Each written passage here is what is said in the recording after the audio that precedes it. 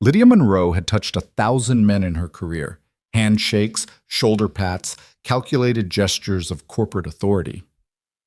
But when her fingers brushed the collar of the quiet janitor in the executive hallway, adjusting his crooked tie with the same unconscious grace she'd use on a boardroom colleague, she felt him stop breathing. Literally stop. His chest froze mid-inhale, his eyes went wide, and for 3 impossible seconds, the most powerful woman in the building and the most invisible man shared something that shouldn't have existed. By morning, the security footage would go viral internally. By week's end, both their lives would shatter. Because some moments, however small, change everything.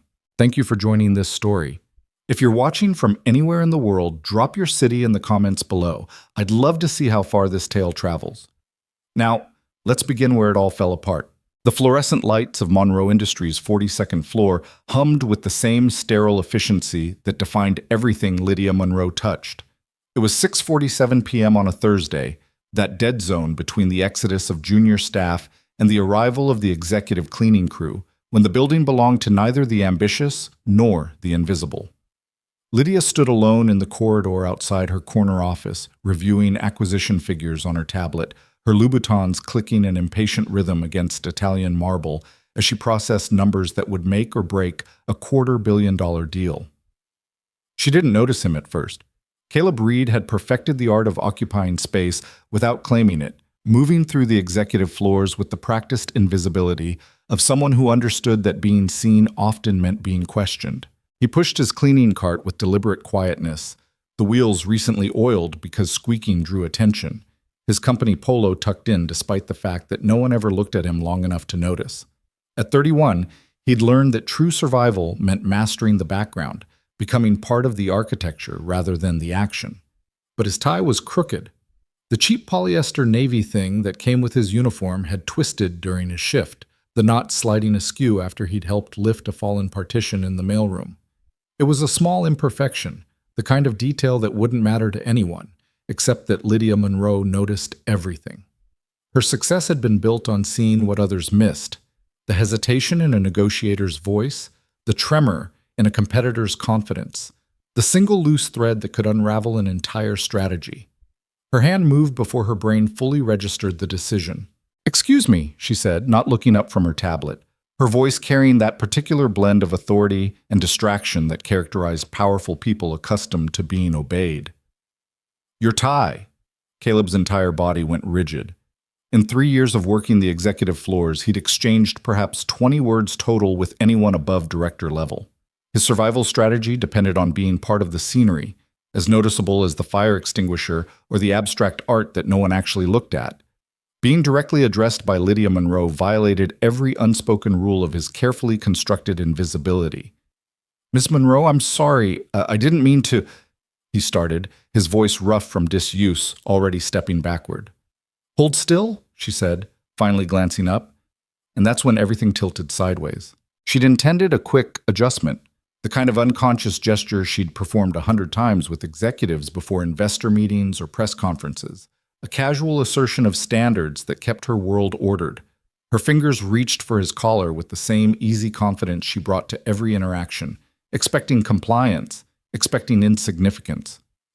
Instead, the moment her hands touched the fabric at his throat, Caleb Reed stopped breathing. Not metaphorically, not romantically. He actually ceased respiratory function, his chest locking mid-inhale as if her touch had triggered some kind of biological emergency protocol. His eyes, remarkable eyes, she noticed with clinical detachment, gray-blue like winter storms, went wide with something that looked uncomfortably close to panic. His hands, which had been gripping the handle of his cleaning cart, went white-knuckled with tension. Lydia froze, her fingers still at his collar, suddenly hyper-aware of the warmth of his skin beneath the cheap fabric, the elevated pulse she could feel hammering at the base of his throat. The moment stretched into something elastic and dangerous, the fluorescent hummed silence wrapping around them like a living thing. "Breathe," she said quietly, surprised by the gentleness in her own voice. He did, a shuddering inhale that seemed to restart his entire system. The spell broke. Lydia's hands completed their task with professional efficiency, straightening the tie, smoothing the collar, stepping back to a proper distance. The entire interaction had lasted perhaps 10 seconds. It felt like standing on the edge of a cliff. "There," she said, her voice returning to its normal, controlled modulation. "That's better." Caleb nodded, still incapable of speech, and practically fled down the hallway with his cart, the wheels suddenly squeaking because he'd forgotten to move carefully. Lydia watched him go with an expression she couldn't quite name, then shook her head and returned to her acquisition figures, determined to classify the moment as an anomaly, a glitch in the otherwise smooth operation of her carefully controlled universe. By 8:23 a.m. the next morning, she'd learned exactly how wrong that determination had been. "Have you seen this?" Marcus Chen, her VP of Operations, stood in her office doorway holding his phone like it contained evidence of corporate espionage. "It's everywhere." Lydia looked up from her morning briefing materials, her second espresso already cooling on her desk. "I don't have time for whatever internet drama is trending, Marcus. The Tecton acquisition closes in 6 weeks and their CEO is getting cold feet about." "It's you," Marcus interrupted, which was unprecedented enough that Lydia actually set down her pen. "You and one of the cleaning staff? Security footage from last night?"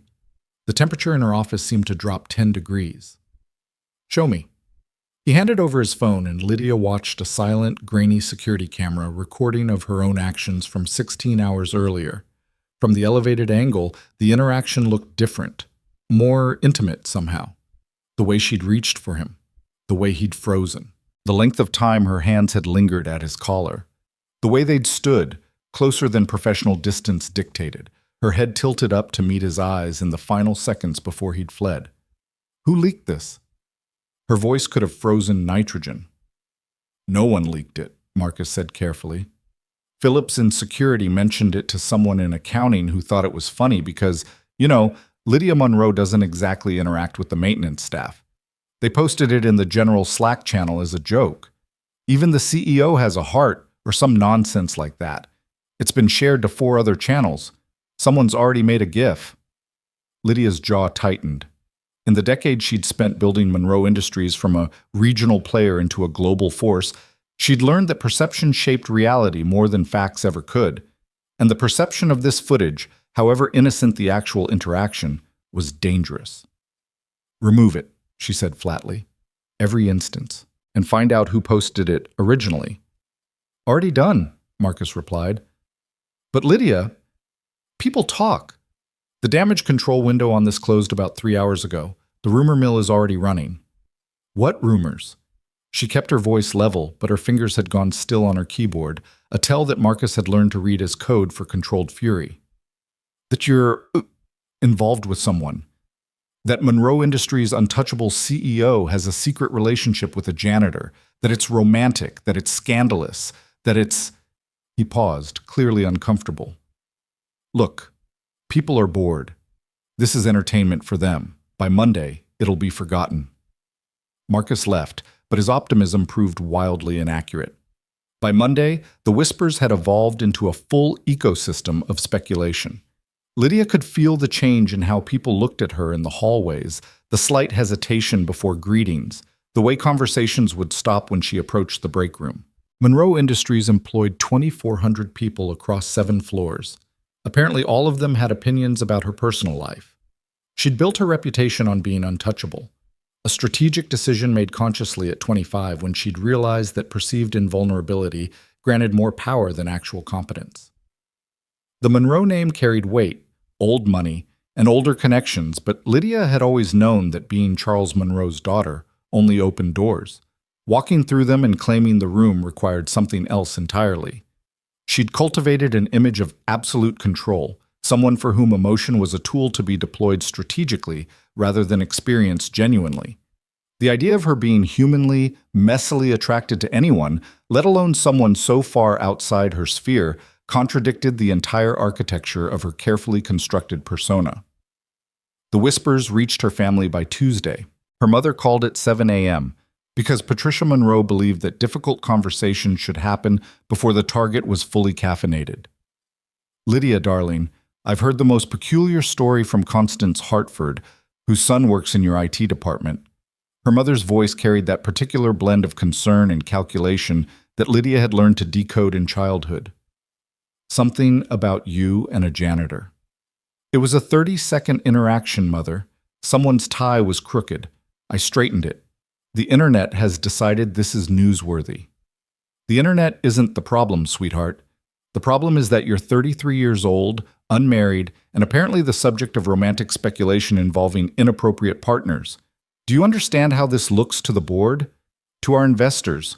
To potential merger partners? Lydia pinched the bridge of her nose, feeling the familiar tension headache building behind her eyes. I'm aware of the optics, Mother. I'm handling it. By doing what? Lydia, the spring charity circuit is about to begin. The Hartford merger is still on the table. Gregory Hartford is interested in a tax-advantaged corporate marriage that would consolidate our market share in the Northeast. I'm not interested in being a chess piece in Father's expansion strategy. Your father built this company so you could have opportunities, Lydia.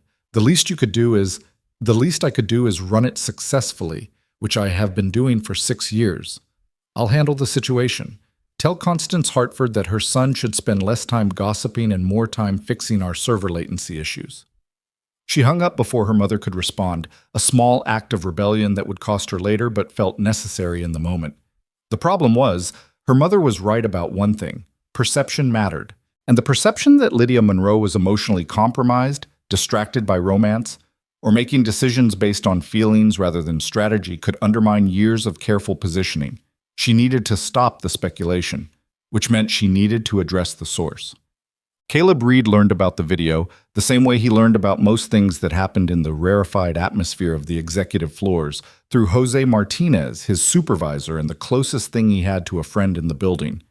Bro, you're famous, Jose said Wednesday morning, catching Caleb before his shift started. Everyone's talking about you and the Ice Queen. Caleb's stomach dropped. What are you talking about? Jose pulled out his phone, showed him the footage. Caleb watched himself freeze like a deer in headlights, watched Lydia Monroe's hands at his collar, watched the moment stretch into something that looked, from the camera's perspective, like a scene from a movie he'd never signed up to be in. This is everywhere? His voice came out strangled. Internal channels only, but yeah, man. Everyone's seen it. People are taking bets on whether you're, secretly dating her or something. Jose laughed, completely missing the panic in Caleb's expression. Can you imagine? You and Lydia Monroe? That's Beauty and the Beast level romance right there. I need you to stop talking, Caleb said quietly, his mind racing through implications. He'd spent 3 years being invisible specifically to avoid this kind of attention. His entire life depended on not being noticed, not being questioned, not being the subject of curiosity or speculation. He had reasons for that. Good reasons. Reasons that woke him up at 3 a.m. in their small apartment, asking for water and reassurance that Daddy wasn't going to disappear. Come on, don't be weird about it, Jose continued, oblivious. It's kind of cool, actually, like the most powerful woman in the building noticed you exist. That's got to count for something. Caleb didn't answer. He clocked in, grabbed his cart, and spent the next 8 hours in a state of low-grade panic, waiting for the other shoe to drop. Security would review his background. They'd find inconsistencies in his application, ask questions about the 2-year gap in his work history, wonder why a 31-year-old man with a degree in engineering was pushing a cleaning cart for $16.50 an hour. They'd find out about Ethan. They'd ask questions about custody arrangements. They'd discover that Caleb's entire existence was built on a foundation of carefully maintained obscurity, and that foundation was now cracking. The summons came Thursday afternoon, delivered via email from Patricia Holloway in HR. Mr. Reed, please report to Conference Room C at 4 p.m. today. This is not disciplinary, but your attendance is required. Not disciplinary, right, because HR always specified that when it was true. Caleb spent the last hour of his shift composing explanatory texts to his neighbor, Mrs. Chen, who picked up Ethan from kindergarten on Thursdays. If this meeting went badly, if they fired him, he'd need to be at the school by 5:30. He'd need to explain to a 5-year-old why Daddy's job had ended suddenly. He'd need to figure out how to make rent next month without this paycheck. Conference Room C was one of the smaller meeting spaces, all glass walls and ergonomic chairs, the kind of room where careers were quietly ended with professional courtesy. Caleb arrived at 3:58 p.m., his heart hammering against his ribs, his mouth dry. Lydia Monroe was already there, seated at the head of the table, and the shock of seeing her in this context, not glimpsed from a distance, not captured on security footage, but real and present and looking directly at him, nearly stopped him in the doorway. "Mr. Reed," she said, her voice professionally neutral. "Please sit down." He sat, keeping his hands flat on the table to hide their trembling. The glass walls of the conference room felt like a fishbowl, everyone in the corridor able to see this interaction, which would only fuel more speculation. "I'm not going to waste your time with pleasantries," Lydia began, and Caleb appreciated that, at least. "I'm sure you're aware of the security footage that's been circulating." "Yes, ma'am." "Please don't call me ma'am. It makes me feel approximately 90 years old." A slight twist of her mouth that might have been humor. "The situation has created complications. For both of us, I imagine." Caleb said nothing, waiting for the actual termination to land. "I need it to stop," Lydia continued. "The speculation, the gossip, the constant questions about my personal life. I've built this company on a reputation for strategic thinking and emotional discipline. The current narrative undermines that." "I understand," Caleb said quietly. "If you need me to transfer to a different shift or a different building, I can—" "That would only confirm the speculation," she interrupted. "No, I have a different solution, one that will require your cooperation, but one that I believe will serve both our interests." She pulled out a tablet, slid it across the table. Caleb looked down at a document, dense with legal language that would take him hours to parse. "The summary version," Lydia said, reading his expression accurately, "is that I'm proposing we confirm the relationship publicly. Not the real situation, obviously there is no actual relationship, but a curated, controlled version of one. 6 months. Public appearances at charity events, a few carefully staged photographs, enough to satisfy the gossip mill and then naturally fade when you decide this lifestyle isn't for you." Caleb stared at her like she'd started speaking ancient Greek. "You want to pretend to date me?" "I want to control the narrative before it controls me," she corrected. "Currently, I have no power over the speculation. People are writing their own stories. This gives us the authorship." "Why would you possibly want that? I'm a janitor. You're—" He gestured vaguely at her, the corner office, the entire building. "You're you. How does this help your reputation?" "Because mysterious is better than weak," Lydia said, and there was something fierce in her voice now, something that reminded Caleb that this woman hadn't built an empire through timidity. "If I'm dating someone inappropriate by conventional standards, that makes me unpredictable, bold, someone who doesn't follow expected patterns. If I'm perceived as emotionally compromised or distracted by rumor and innuendo, that makes me vulnerable. I'd rather be unpredictable." "And what do I get out of this?" Caleb heard himself ask, even though the smart play was to refuse immediately, to protect his carefully maintained invisibility. "Compensation," Lydia said bluntly. "Significant compensation. A new position at the company, something appropriate for someone supposedly in a relationship with the CEO.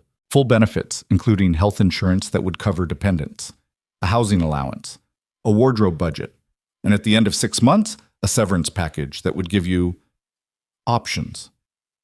The number she named made Caleb's vision blur slightly. That amount of money would mean stability for Ethan. Real stability. The kind where he didn't lie awake calculating whether they could afford both the heating bill and fresh vegetables. The kind where he could maybe, finally, hire a lawyer to properly formalize custody arrangements, to make sure that the nightmare of 2 years ago could never happen again. "I need to think about it," he said, his voice rough. "You have until tomorrow at 5 p.m., Lydia replied. "After that, the offer expires. I'll pursue a different strategy." She stood, extending her hand for a professional shake. Caleb stood as well, taking her hand, and felt that same electric jolt from the hallway, that same sense of standing on the edge of something vast and dangerous.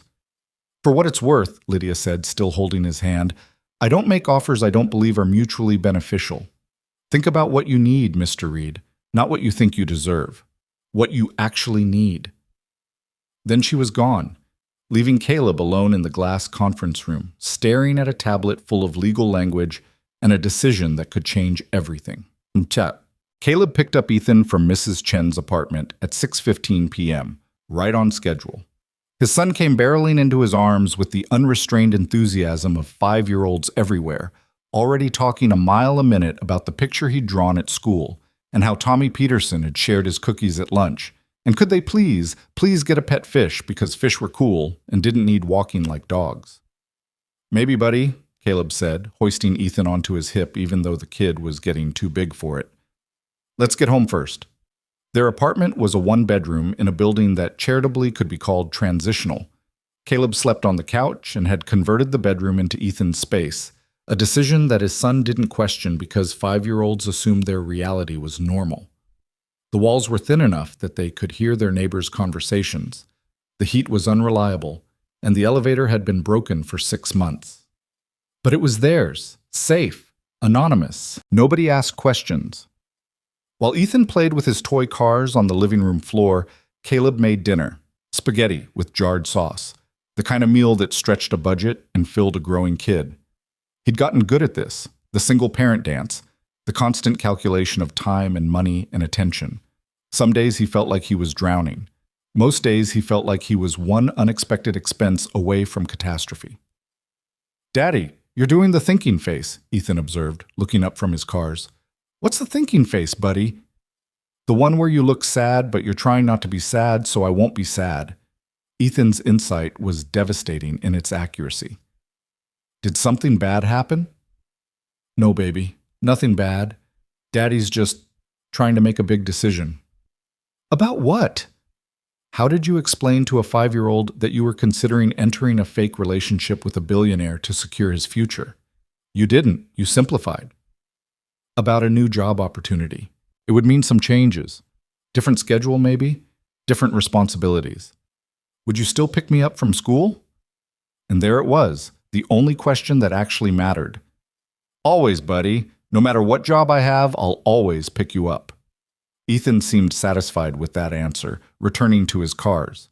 Caleb drained the pasta, watching his son through the steam, and thought about Lydia Monroe's offer. The money would change their lives. But money always came with strings, and he'd learned the hard way that strings could become chains. His phone buzzed. A text from an unknown number. "This is Lydia Monroe. I realized I didn't give you a way to contact me with your decision. This is my direct line." Just the fact that Lydia Monroe had his personal cell number felt surreal. Caleb stared at the message, then typed back, "I have a son, 5 years old. This would affect him." The response came within seconds. "I understand. That's actually a point in favor of the arrangement. A relationship including a child reads as more authentic, more serious, but we'd need to discuss parameters around his involvement." "His involvement isn't negotiable," Caleb typed back, feeling protective anger rise. "He's not a prop." "I wouldn't expect him to be. But we'd need to be thoughtful about exposure, about what he understands, about protecting him from speculation. I don't have children, Mr. Reed, but I'm not a monster." Caleb set down the phone, served dinner, and tried to focus on Ethan's chatter about kindergarten politics and the complex social dynamics of the block area. But his mind kept returning to that conference room, to Lydia Monroe's face when she'd said, "Think about what you need." He needed security. He needed insurance. He needed the kind of money that meant Ethan could have new shoes when he needed them, not when Caleb could finally afford them. He needed the resources to fight if he ever had to protect his son from the kinds of threats that woke him up at night. After Ethan was asleep, Caleb pulled out the tablet Lydia had given him and actually read through the contract. It was thorough, almost painfully so. Public appearances at specified events, social media coordination, appropriate relationship behaviors in professional settings, a detailed compensation structure tied to completion of the 6-month term, termination clauses that protected both parties, an ironclad NDA that would survive the end of the arrangement. But there were also protections he hadn't expected, clauses about maintaining his privacy outside of agreed-upon public appearances, language protecting any dependence from media exposure without explicit consent, a guarantee that his employment at Monroe Industries would continue regardless of the arrangement's outcome, an education fund provision that made his throat tight. Lydia Monroe was offering him a deal, yes, but she'd structured it like someone who understood that he had something to lose, something to protect. That surprised him. He'd expected her to approach this like a business transaction where he was the purchased commodity. Instead, the contract read like a partnership between unequal parties trying to achieve mutual goals. At 11 p.m., he picked up his phone and texted, "I need to meet with you again to discuss terms around my son. If we can agree on that, I'll sign." The response was immediate. "Tomorrow, 8 a.m., my office. Bring him if you need to." Caleb stared at that last line. Bring him if you need to. It was a small thing, an accommodation for his reality as a single parent, but it felt like more than anyone in a position of power had ever offered him. He texted back, "I'll come alone, but I need you to understand that he comes first in every decision. That's not negotiable." "I wouldn't respect you if it was," came the reply. 8 a.m., Mr. Reed. Lydia's office at 8 a.m. was flooded with early light, the floor-to-ceiling windows offering a view of the city that never failed to remind her of how far she'd climbed. She'd arrived at 6:30, as always, using the quiet hours to process the previous day's decisions and plan the current day's battles. The Tecton acquisition was stalling. Her VP of Finance was pushing for restructuring that would eliminate 200 jobs. Her mother had called twice more with increasingly pointed questions about Gregory Hartford and age-appropriate relationship choices. The Caleb Reed situation should have been a minor footnote in a week of major corporate challenges. Instead, it had become the thing occupying her thoughts during the brief moments when her strategic brain wasn't processing market analysis and competitive positioning. He arrived at exactly 8 a.m., another point in his favor. Lydia valued punctuality as a sign of respect for other people's time. He was wearing jeans and a button-down shirt that had been carefully ironed, his hair still damp from a morning shower. Without the shapeless cleaning uniform, he looked different, younger maybe, but also more present, more real. "Mr. Reed?" she greeted him. "Coffee?" "Please?" His voice was steady this time, none of the panic from their first interaction. She poured 2 cups from the service she kept in her office, gestured to the sitting area rather than the formal desk. A small signal that this conversation was different, more equal. "You wanted to discuss your son," Lydia said, settling into one of the leather chairs. "Ethan," Caleb said. "His name is Ethan. He's 5. His mother isn't in the picture. That's not something I'm willing to discuss in detail, but it's relevant context. He's my priority, my only real priority. So before I even consider signing anything, I need to know exactly how this arrangement would affect him."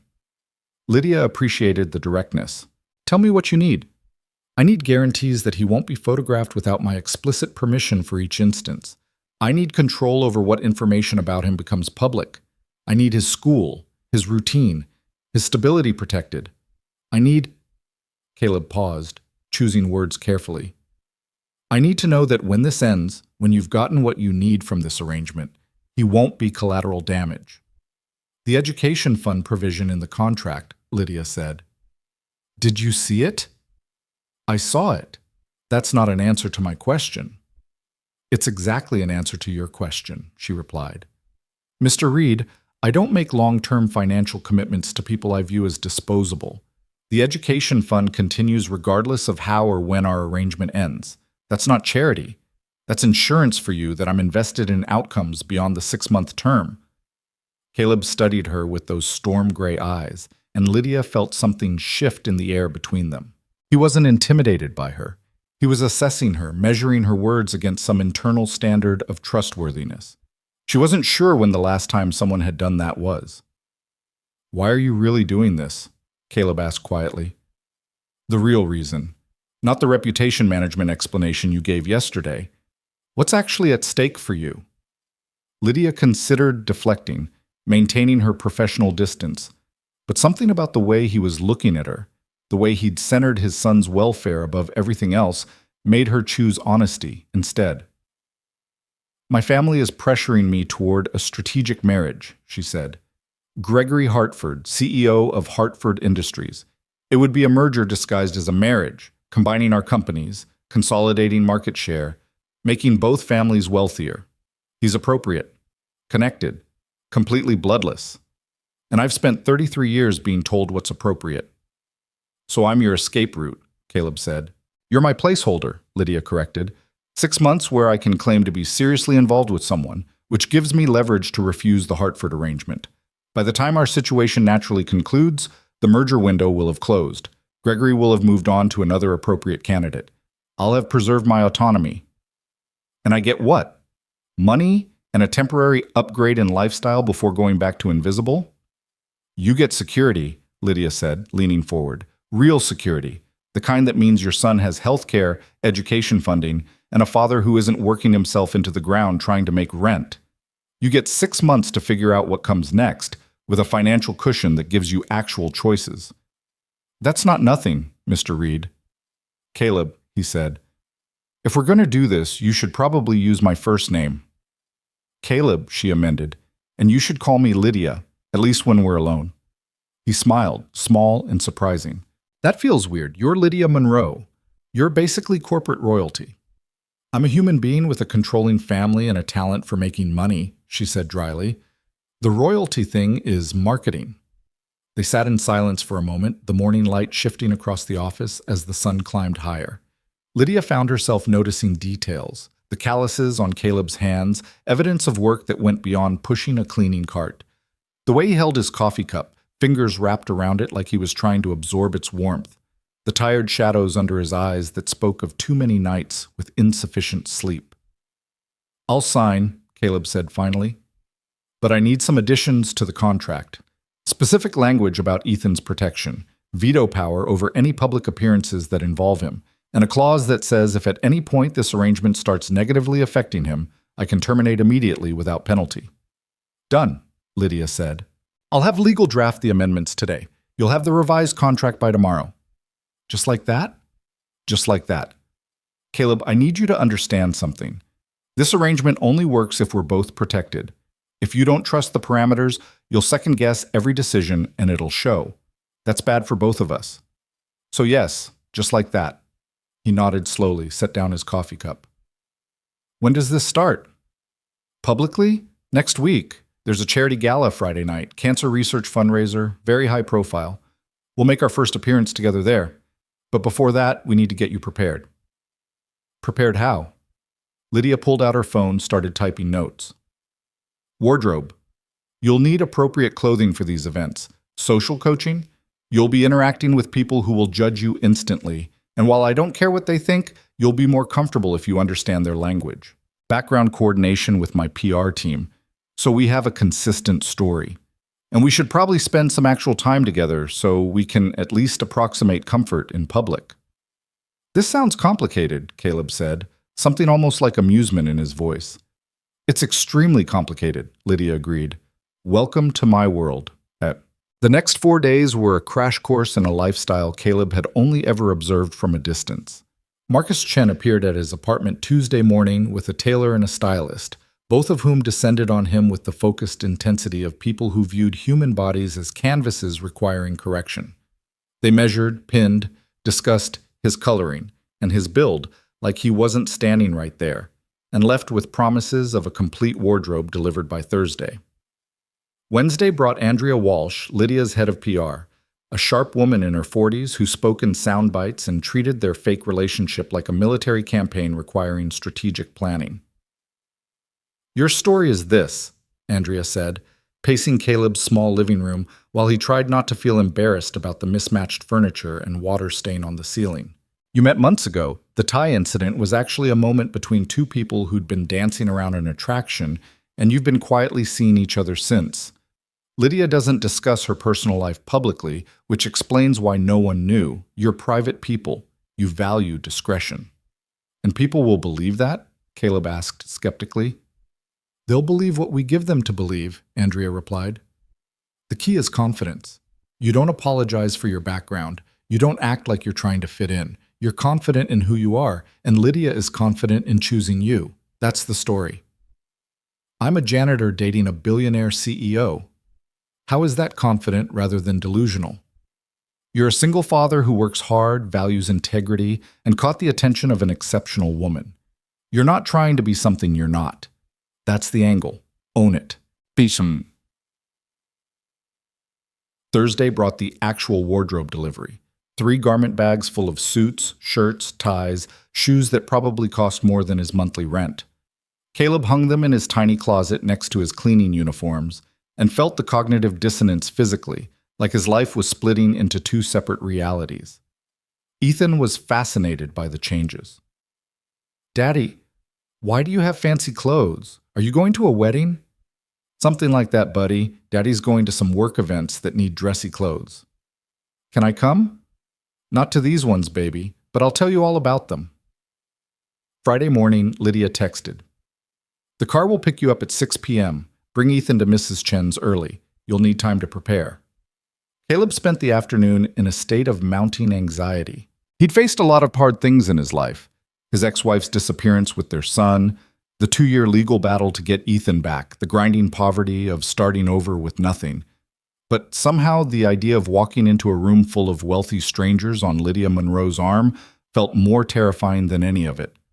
The car that arrived at 6 p.m. wasn't just a car. It was a town car with a driver who held the door and called him Mr. Reed, and somehow knew the route to Monroe Industries' executive garage without being told.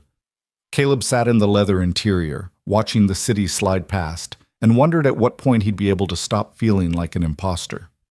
Lydia was waiting in her office, and the sight of her stopped Caleb in the doorway. He'd only ever seen her in business wear, severe suits, hair always perfectly controlled, makeup that enhanced rather than softened. Tonight, she wore a floor-length gown in deep emerald that seemed to shimmer when she moved, her hair swept up to expose the elegant line of her neck, diamond earrings catching the light.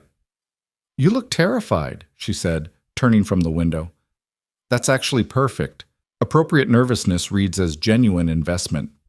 I am genuinely invested in not humiliating you in front of your entire social circle," Caleb said. "Caleb." She crossed to him, reached up to adjust his tie. A callback to their first interaction, but deliberate this time, controlled. "You're going to be fine. Just stay close to me, follow my lead, and remember that most of these people are far less interesting than they believe themselves to be." "That's supposed to be reassuring?" "It's supposed to be accurate."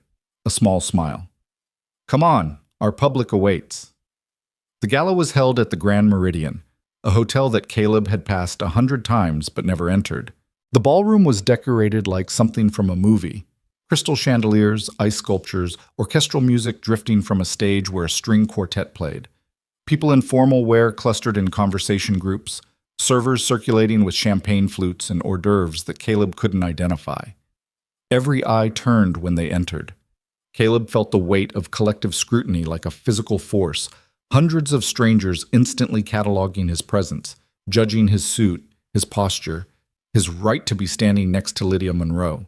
His instinct screamed to retreat, to find the nearest exit, to return to the safety of invisibility.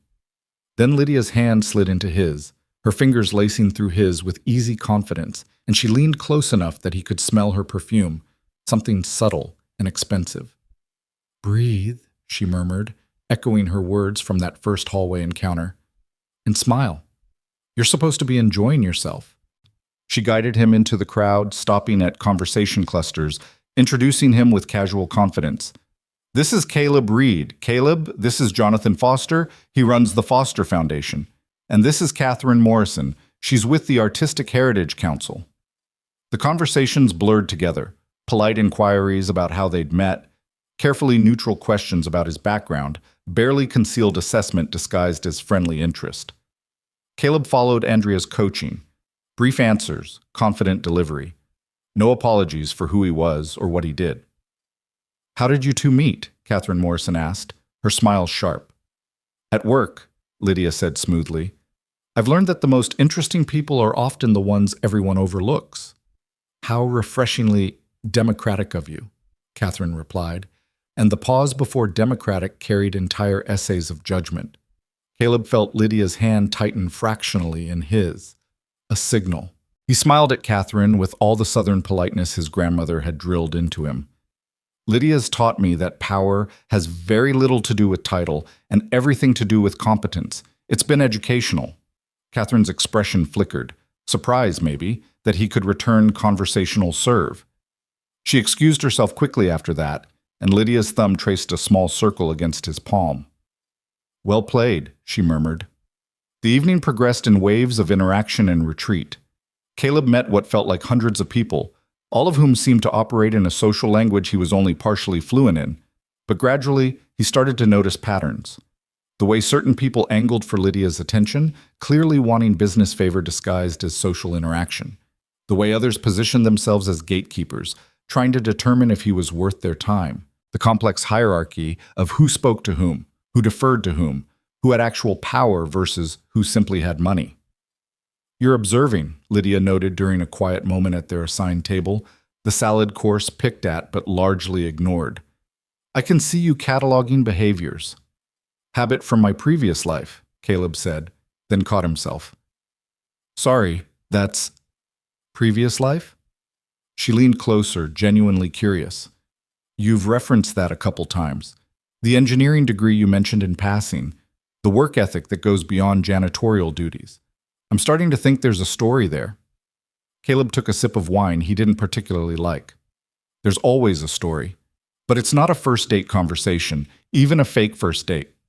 "Fair enough," Lydia said, but something in her eyes suggested she'd filed that information away for future reference. The evening's program included speeches about cancer research funding, genuinely moving testimonials from survivors, clinical presentations from researchers, the careful dance of extracting money from wealthy donors by making them feel both generous and important.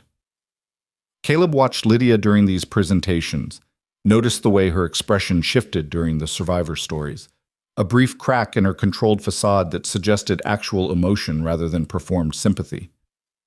"Did you lose someone?" he asked quietly, while applause covered their conversation. "To cancer?" Lydia's jaw tightened almost imperceptibly. "My father, pancreatic. He had 6 months from diagnosis to death.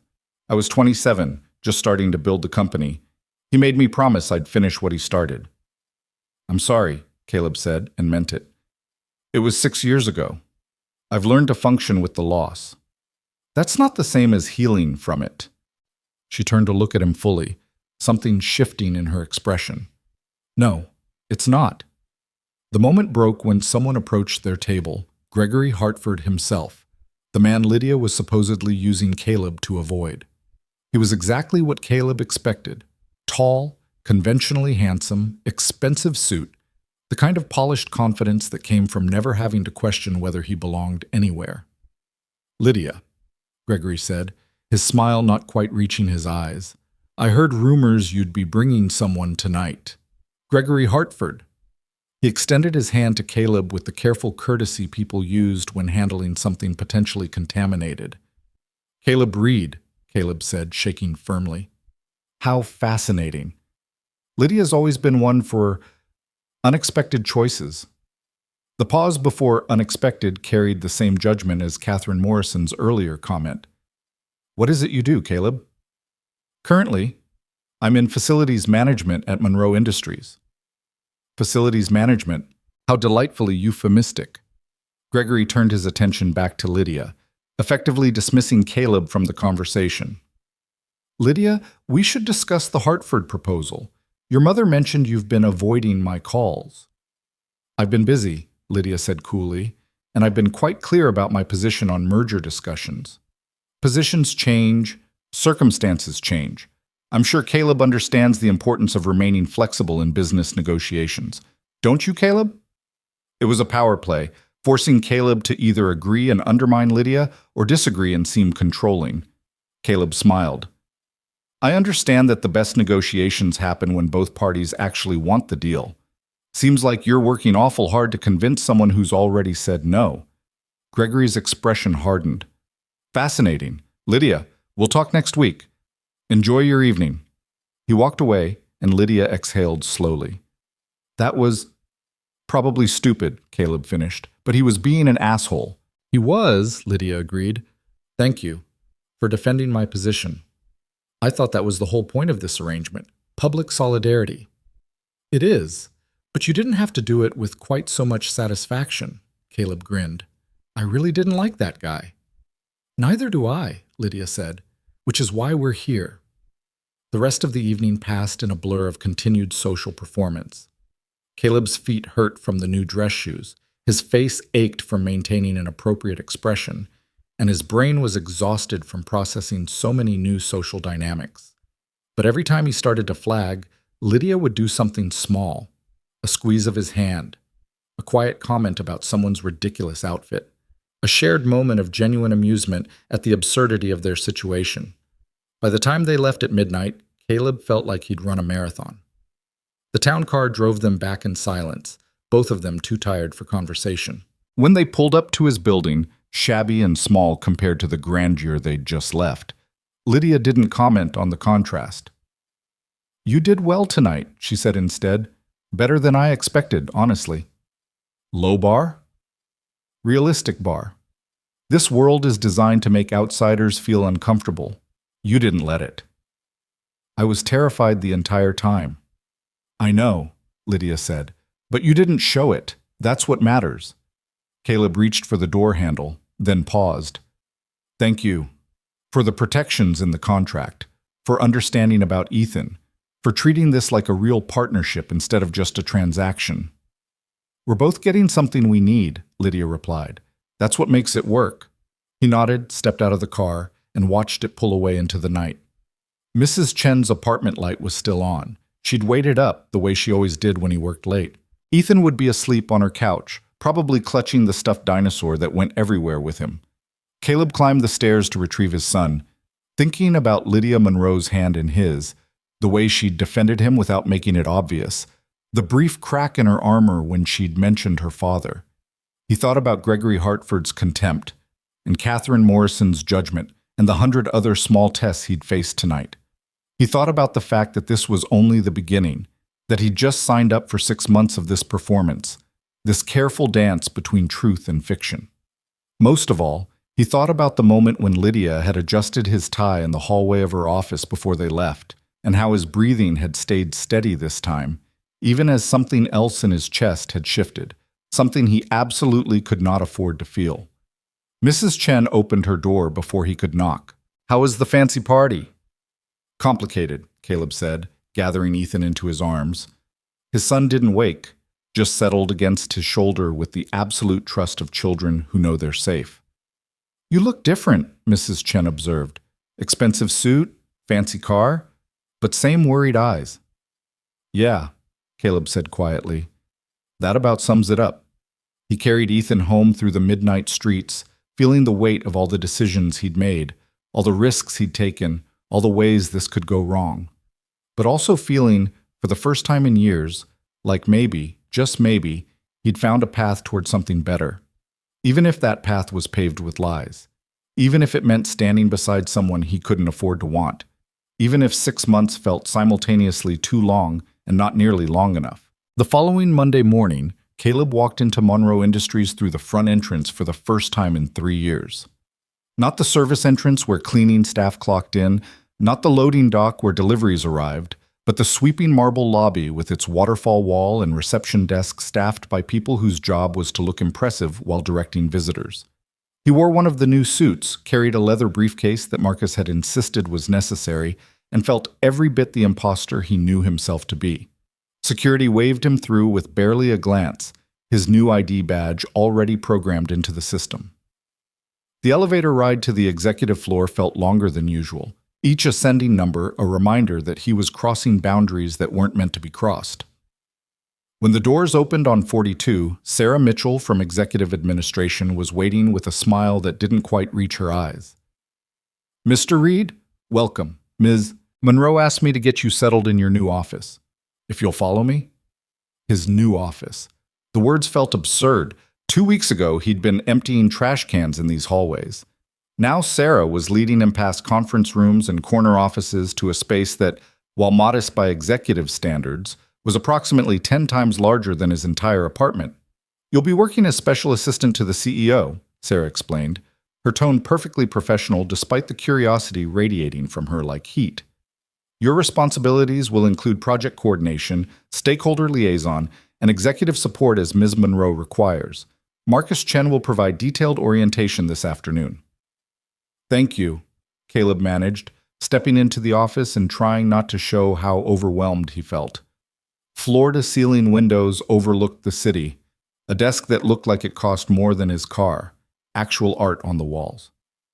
Ms. Monroe wanted me to remind you that the executive team meeting is at 10, Sarah added. You'll be attending to observe company operations. Conference room A. After she left, Caleb stood in the center of his new office and had the surreal thought that if he looked down, he might see his former self pushing a cleaning cart 12 floors below. The disconnect was so profound it was almost funny. Almost. His phone buzzed. Lydia. Surviving your first morning as gainfully employed in a job that doesn't involve industrial cleaning solutions? He typed back, Barely. This office has more square footage than my apartment. Get used to it. Perception is reality in this building. You're my partner now. That comes with certain physical manifestations of status. Your partner in a fake relationship. A distinction that matters to us but to no one else. How's Ethan adjusting to the new schedule? The question surprised him. They'd discussed Ethan extensively in contract negotiations, but Lydia asking about his daily welfare felt personal rather than professional. He thinks it's cool that Daddy has a fancy job. Mrs. Chen is handling afternoon pickup until I figure out my actual hours here. We should discuss introducing him to me properly.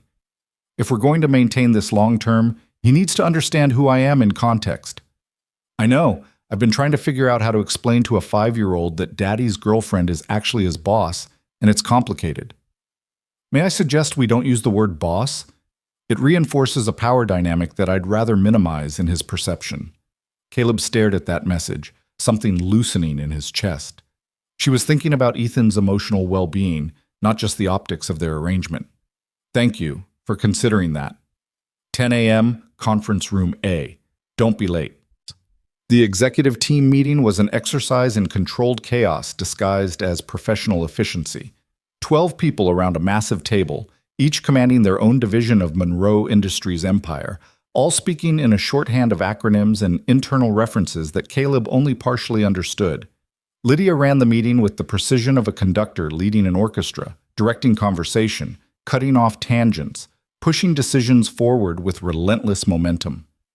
Caleb sat beside her, taking notes on a tablet he was still learning to navigate, and tried to absorb the sheer complexity of what Lydia managed daily. Production delays in the Atlanta facility, regulatory challenges in the EU market, competitive pressure from a Singapore-based rival, budget allocation disputes between R&D and marketing. Every issue carried million-dollar implications, and Lydia processed them with the calm efficiency of someone solving simple math problems. Caleb, you're quiet, Marcus Chen said during a brief lull. Thoughts on the distribution restructuring proposal? Every eye turned to him, and Caleb felt his throat go dry. He'd been following the discussion about consolidating regional warehouses, but offering opinions on corporate strategy when he'd been cleaning these offices 2 weeks ago felt presumptuous at best. I think, he said slowly, choosing words carefully, that the efficiency gains you're projecting assume perfect information flow between consolidated points. But most distribution problems I've seen come from communication breakdowns, not distance. If you're centralizing without upgrading your information systems, you might just be creating bigger, more expensive problems. Silence. Then Lydia smiled, small and approving. Exactly my concern. Marcus, I want its assessment of our distribution communication infrastructure before we move forward with consolidation. Next item. After the meeting, as people filed out, Marcus caught Caleb's arm. That was good instinct. Where'd you learn distribution logistics? Previous life? Caleb said, the same deflection he'd used with Lydia at the gala. Different industry. Marcus studied him with open curiosity. You know everyone's trying to figure you out, right? Mysterious guy who came out of nowhere, caught Lydia Monroe's attention, clearly has some background beyond janitorial work. The speculation is intense.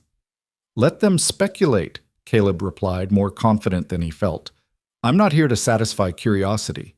No, you're here because Lydia wants you here, which is the only thing that matters in this building. Marcus grinned. For what it's worth, you handled that meeting well. Most new people are too intimidated to speak up. You jumped in with actual insight. Because I have nothing to lose, Caleb thought, but didn't say. Because this entire situation is temporary, so I might as well be useful while it lasts. The rest of the week fell into a rhythm that felt simultaneously natural and completely surreal. Mornings with Ethan, breakfast, getting him ready for school, drop off at kindergarten with the other parents who all seemed to know each other in ways Caleb didn't. Days at Monroe Industries learning the actual operations of the company, sitting in meetings, coordinating projects that he was surprised to discover he had genuine aptitude for. Evenings back to reality, picking up Ethan, dinner, bedtime routines, the small apartment that stood in stark contrast to his daytime environment. And then there were the public appearances with Lydia. A gallery opening on Wednesday where they stood close while pretending to appreciate abstract art that neither of them understood. A business dinner Thursday with potential investors where Caleb played the role of supportive partner, asking intelligent questions and letting Lydia shine. Each event was a performance, carefully choreographed, but the strangest part was how natural it was starting to feel. "You're getting better at this," Lydia observed Friday evening, in the car between a ribbon-cutting ceremony and a cocktail reception. They had 20 minutes of privacy, and both of them had simultaneously kicked off their shoes, a small rebellion against the demands of constant performance. Better at what? Pretending? Better at reading the room? Understanding the dynamics? You knew that investor at dinner was skeptical about our AI integration, and you asked exactly the right question to let me address his concerns without seeming defensive. "I was an engineer in my previous life," Caleb said, the admission slipping out before he could stop it. "Process optimization, actually. I learned to read what people were really worried about versus what they said they were worried about." Lydia turned to face him fully, the passing streetlights creating patterns across her face. "Why are you working as a janitor with an engineering degree? Why are you running a company you inherited instead of building something of your own?" "Touché," she smiled. "We both have our complicated histories. Mine involves a custody battle that nearly destroyed me financially and emotionally. Yours involves expectations and family legacy. They're not equivalent." "No," Lydia agreed quietly. "They're not. But they're both prisons of a sort, aren't they? Built from circumstances we didn't entirely choose." Caleb looked at her, really looked at her, and saw past the perfect makeup and designer dress to something raw underneath. "Is that what this arrangement is for you? A way out of your prison? Isn't that what it is for you?" They held each other's gaze, the air in the car suddenly charged with something neither of them wanted to name. Then Lydia's phone buzzed, breaking the moment, and they both reached for their shoes, preparing for the next performance. The cocktail reception was at a rooftop bar downtown, some tech startup's product launch that Lydia had been invited to as a potential investor. The space was crowded with young entrepreneurs in expensive casual wear, venture capitalists in their uniform of fleece vests and designer jeans, the whole ecosystem of innovation and money that powered the city's economy. Caleb had just retrieved drinks when he heard a voice that made his blood freeze. "Well, well, Caleb Reed. Didn't expect to see you at an event like this." He turned to find James Hendrickson, former colleague from his engineering days, the same smug smile he remembered from 5 years ago.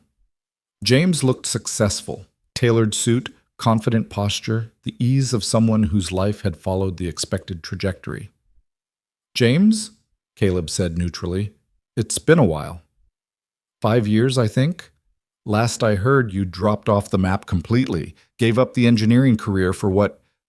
James's eyes swept over Caleb's expensive suit, the drink in his hand, clearly trying to reconcile the man he remembered with the context he was seeing. "What are you doing now?" "Working for Monroe Industries," Caleb said carefully. "In what capacity?"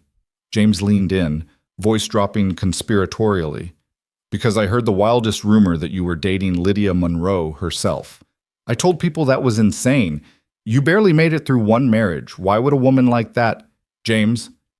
Lydia appeared at Caleb's side with the precision of someone who'd been monitoring the situation from across the room. She slid her hand into Caleb's with easy possession. "I see you've met my partner. How do you two know each other?" The word partner hung in the air, deliberately ambiguous, professional or personal or both. James's expression cycled through surprise, disbelief, and something that looked uncomfortably like envy. "We worked together years ago, before Caleb had his—" James paused, clearly trying to decide how much to reveal. "Before his personal situation complicated things." "I'm familiar with Caleb's personal situation," Lydia said coolly. His son is delightful. We had breakfast together this morning, actually. Ethan has strong opinions about pancake shapes. It was a lie, but a strategic one, establishing intimacy and acceptance. Caleb felt something warm spread through his chest at how naturally she defended not just him, but Ethan, claiming them both as worthy of her time.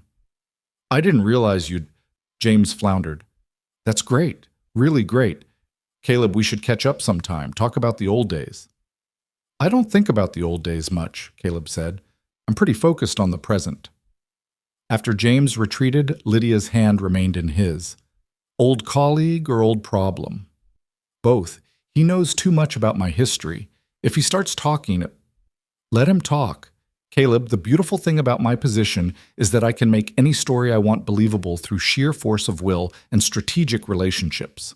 If James Hendrickson spreads rumors about your past, they'll be dismissed as jealousy from a former colleague who couldn't handle your success. You don't even know what my past involves. I know you're a good father.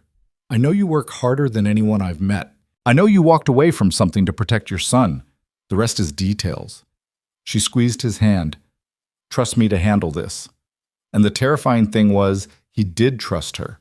Somewhere in the past 2 weeks, Lydia Monroe had gone from distant CEO to someone he relied on, someone whose judgment he trusted, someone who made him feel less alone in a way he hadn't felt since before his marriage imploded. That realization scared him more than any of James Hendrickson's potential revelations.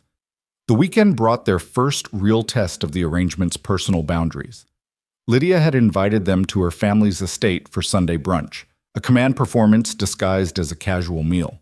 Caleb had resisted until she'd explained the strategic necessity. My mother is going to push until she understands the situation is real, Lydia had said. One brunch, you and Ethan, showing that you're integrated into my life. It stops the questions.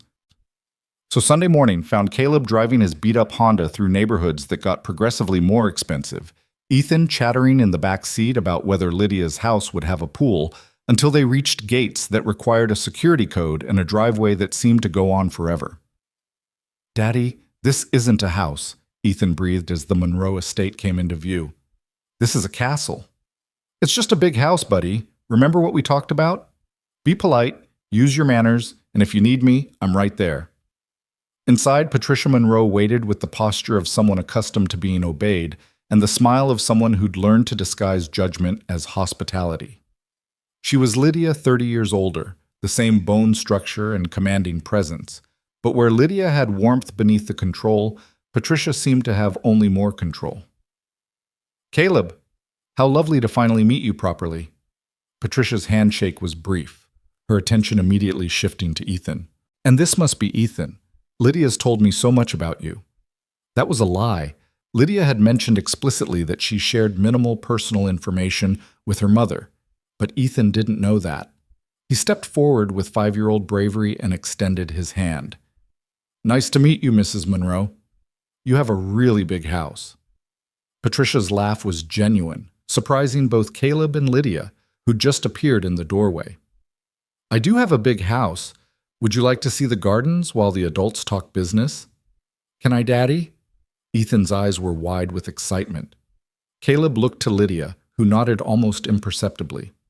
Sure, buddy. Stay where Mrs. Monroe can see you. After Patricia and Ethan disappeared toward the French doors leading outside, Lydia crossed to Caleb with 2 mimosas. She's on her best behavior. That won't last. How long do we have? Approximately 10 minutes before she starts the interrogation. Lydia sipped her drink. Thank you for bringing him. I know this is a lot. He thinks you're a princess who lives in a castle. You're officially his favorite person. I'm not sure that's healthy. I'm nobody's favorite person. You're wrong about that, Caleb said quietly, and watched something flicker across her face before she turned away. Brunch was served on a terrace overlooking gardens that probably required a full-time staff. Patricia had invited several other guests, a cousin who worked in private equity, a family friend who sat on the board of directors, Lydia's younger brother Marcus, who worked in the company's European division. All of them studied Caleb with varying degrees of curiosity while maintaining perfect social courtesy. So Caleb, the cousin, Richard something, said over smoked salmon and asparagus, Lydia mentioned you're working as her special assistant, That's quite a career trajectory. What did you do before Monroe Industries? Here it was, the question he'd been dreading. Caleb felt Lydia's hand find his knee under the table, a small gesture of support. Engineering, process optimization for manufacturing systems. I took time away from the field to focus on raising my son as a single parent. When the opportunity at Monroe Industries came up, it seemed like the right time to return to professional work. Engineering, Patricia repeated, as if tasting the word. That's respectable. Though I have to say, Caleb, when Lydia told me she was seeing someone seriously, I expected someone more established in their career. Mother, Lydia's voice carried warning.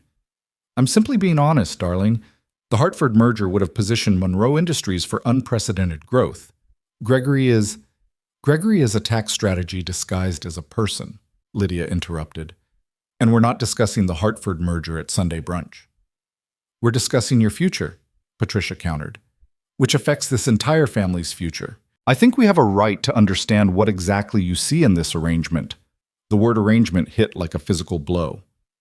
Caleb started to stand, ready to remove himself and Ethan from a situation that was deteriorating rapidly, but Lydia's hand tightened on his knee.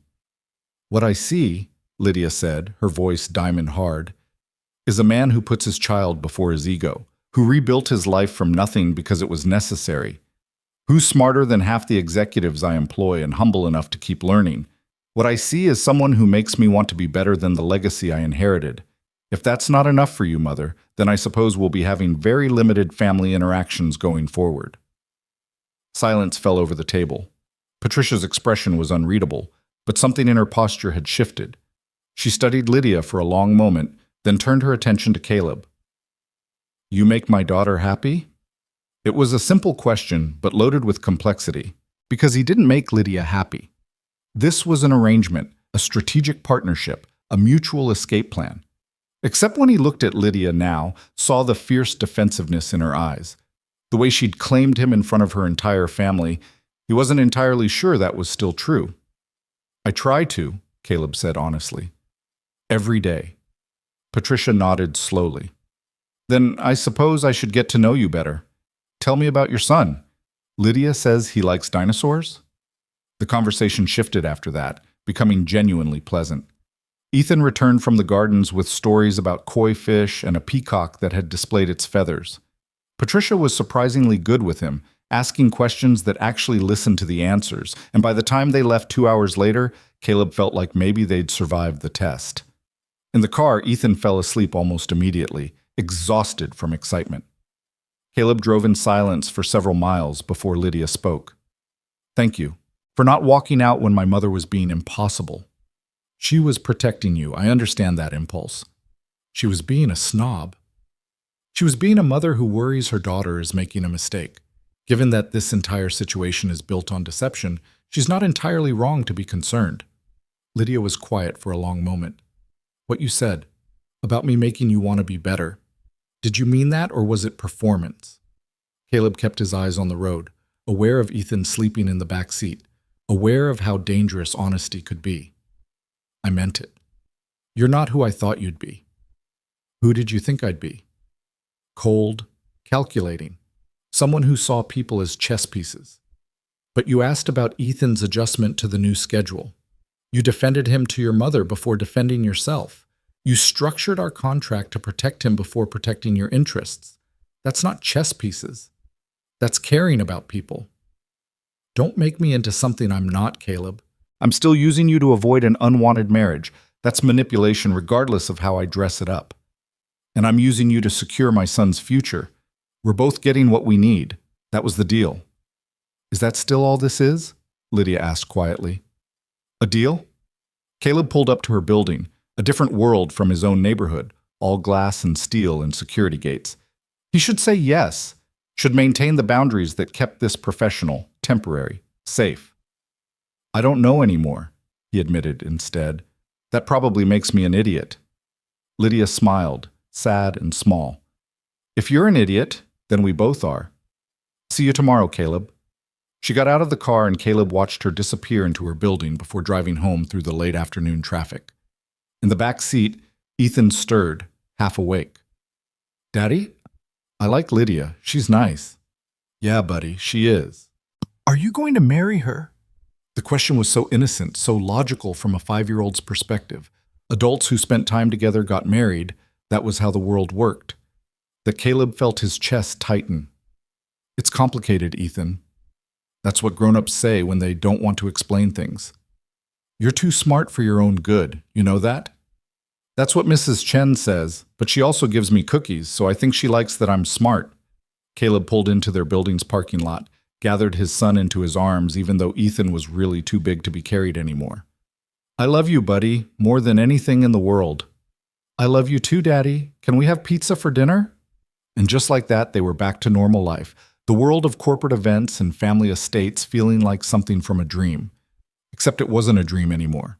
It was his reality, at least for the next 5.5 months. The question was whether he could survive that reality with his heart intact. The following week brought new challenges as the arrangement became more public and more complicated. A business magazine wanted to do a profile on Lydia, and their PR team saw the relationship angle as perfect humanizing content. Andrea scheduled the interview for Thursday afternoon, with a photographer coming to capture candid moments of them working together. I need you to understand, Andrea told Caleb during the prep session Wednesday, that this interview is about selling a narrative. Lydia Monroe, not just a brilliant CEO, but a complete person with a relationship and personal life. They're going to ask invasive questions. Your job is to be charming and protective without being controlling. How exactly do I manage that balance? Deflect personal questions back to professional admiration. When they ask how you met, focus on Lydia's qualities that attracted you. When they ask about future plans, be vague but optimistic. When they ask about the class difference, be confident in your worth without being defensive. This is exhausting. This is the job. Welcome to life as a public figure. The interview itself was somehow both better and worse than Caleb expected. The journalist, a sharp woman named Rebecca Chen, asked questions that felt designed to find cracks in their story. How did they navigate power dynamics? What did his son think of the relationship? Did Caleb ever feel intimidated by Lydia's success?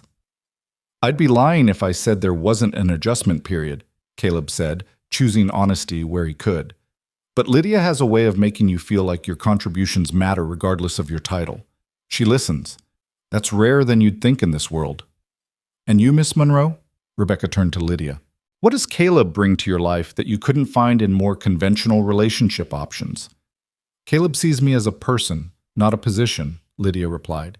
He challenges me when I'm wrong, supports me when I'm right, and reminds me that success means nothing if you're isolated in it. That's not something I could find in conventional options, as you put it. The photographer posed them by the office windows, Lydia's hand on Caleb's shoulder, while they both looked at a tablet, the picture of professional partnership and personal connection. Looking at the image on the camera's preview screen, Caleb had the disorienting thought that they looked real, like an actual couple, like people who belonged together. Beautiful, the photographer declared. The chemistry really comes through. After they left, Lydia sank into her desk chair with visible exhaustion. I hate those interviews. Every personal question feels like an invasion. You were good at it, though. Natural. Years of practice at performing whatever version of myself people need to see. She looked up at him, something vulnerable in her expression. Do you ever get tired of it? The constant performance? Every single day, Caleb admitted. But then I remember why I'm doing it, and it gets easier. And why are you doing it, Caleb? Really? Beyond the money and the security, what's the thing that makes all of this worth it? He could have deflected. Should have deflected. But the afternoon light was slanting through the windows, and Lydia looked so tired, so human, that he chose truth instead. Because for the first time in 5 years, I feel like I'm moving forward instead of just surviving. Because Ethan has stability and options I couldn't give him before. And because... He stopped, the next words too dangerous to say. Because what? Lydia pressed, standing up, crossing to where he stood by the window. Because spending time with you has stopped feeling like an obligation and started feeling like something I look forward to. Which wasn't part of the deal and probably makes everything more complicated, but it's true. They stood close enough that he could see the gold flecks in her eyes, close enough that he could feel her breath hitch. The air between them felt charged, heavy with possibility and danger. "Caleb," she said quietly, her voice barely above a whisper, "we can't. I know. I know this is temporary and professional and carefully bounded. I know you're using me to avoid Gregory Hartford, and I'm using you to build a future for my son. I know all of that. But it doesn't change the fact that somewhere in the last 3 weeks, this stopped being just an arrangement for me." Lydia closed her eyes, her hands clenching at her sides. When she opened them again, there was pain there alongside something that looked terrifyingly like hope. "This is a mistake," she said. Probably. "We have 4.5 months left on the contract. If we complicate it with actual feelings, someone gets hurt." "Too late," Caleb said softly. "I'm already complicated." She reached up, her hand trembling slightly, and touched his face with a gentleness that broke something open in his chest. "I built my entire life on control, on knowing exactly what I wanted and how to get it. You weren't supposed to be part of that equation." "I know. But somehow you are anyway," she whispered, and then she was kissing him. It wasn't like the performative gestures they'd shared at public events, the careful hand-holding, the staged proximity, the appropriate distance. This was real and desperate and terrifying in its intensity. Caleb's hands found her waist, pulling her closer, and Lydia made a sound that was half surrender, half relief, like she'd been holding her breath for weeks and could finally exhale. When they broke apart, both breathing hard, Lydia rested her forehead against his. "This is such a bad idea." "The worst," Caleb agreed. "We should maintain professional boundaries. Keep this strictly business for the remaining contract term." "Absolutely we should. So we're in agreement that this can't happen again." But even as she said it, her hands were still tangled in his shirt, her body still pressed against his. "Complete agreement," Caleb murmured against her hair, making no move to step away. They stood like that for a long moment, holding each other in the fading afternoon light, both knowing they'd just crossed a line that couldn't be uncrossed, both terrified and exhilarated by what that meant. Lydia's phone buzzed, shattering the moment. She stepped back reluctantly, smoothing her clothes, rebuilding her professional armor with visible effort. "I have a board call in 10 minutes, she said, her voice not quite steady. This conversation isn't finished, but it needs to be paused." "I understand." "Do you?" "Because I'm not sure I do. I'm not sure of anything right now, except that everything just got infinitely more complicated." "Lydia," Caleb said, catching her hand before she could retreat completely, "whatever this is, whatever it becomes, I'm not going to hurt you. I need you to know that." She looked at their joined hands, then up at his face, and something in her expression cracked. "What if I hurt you? What if that's inevitable in this situation?" "Then we deal with it when it happens. But right now, in this moment, I don't regret what just happened. Do you?" "No," she admitted quietly. "I don't. And that terrifies me more than anything." She pulled her hand free gently and walked to her desk, already shifting back into CEO mode, preparing for the board call that wouldn't wait. Caleb watched her transform, watched her rebuild the walls that he'd somehow managed to breach, and wondered what exactly they'd just started. His phone buzzed with a text from Mrs. Chen. "Ethan asking when you'll be home. Should I give him dinner?" Reality crashed back in, his son waiting.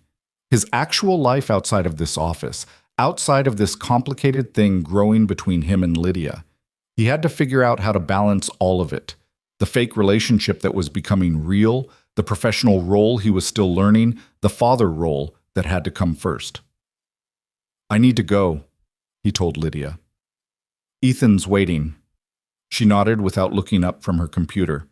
"We'll talk tomorrow, figure out what this means." "Okay." "Caleb?" She did look up then. "Thank you for being honest, even when it's complicated." "Same to you." He left her office, rode the elevator down to the parking garage, and sat in his car for 5 full minutes before starting the engine. His hands were shaking, his heart was racing, and despite knowing this was dangerous, despite knowing they'd just made everything infinitely more difficult, he couldn't stop smiling, because Lydia Monroe had kissed him, had chosen him, had admitted that this thing between them was real. And for the first time in longer than he could remember, Caleb Reed felt like maybe, just maybe, he deserved something good. Even if that good thing came with an expiration date, even if it meant risking everything he'd worked so hard to build, even if it meant his heart was now completely, terrifyingly, wonderfully on the line. The dinner with Ethan that night felt different, charged with an energy that Caleb couldn't quite contain.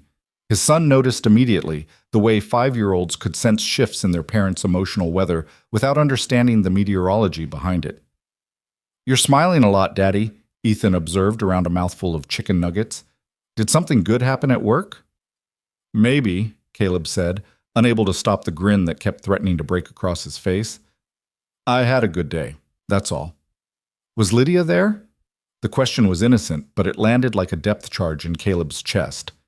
"She's always there, buddy. She's my boss." "But she's also your girlfriend, right?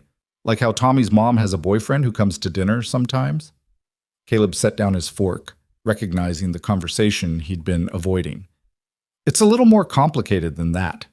You keep saying things are complicated. I think you just don't want to explain." You're too smart, you know that?" Caleb reached across the table to ruffle Ethan's hair. "Yeah, Lydia's important to me, but grown-up relationships are different than kid friendships. There's more stuff to figure out." "Do you love her?"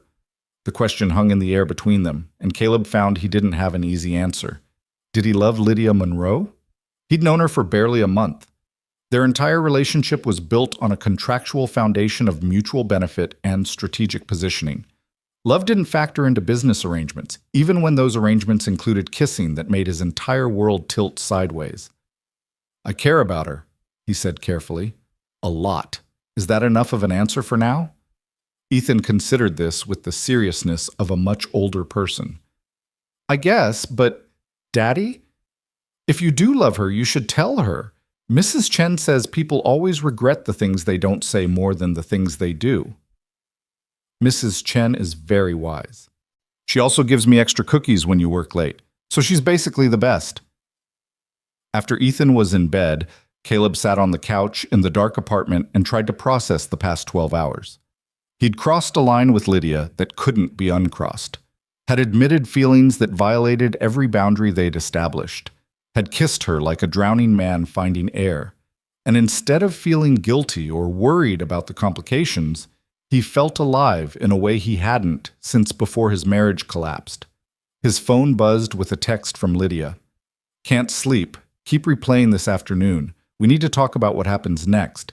He typed back, "Define what happens next.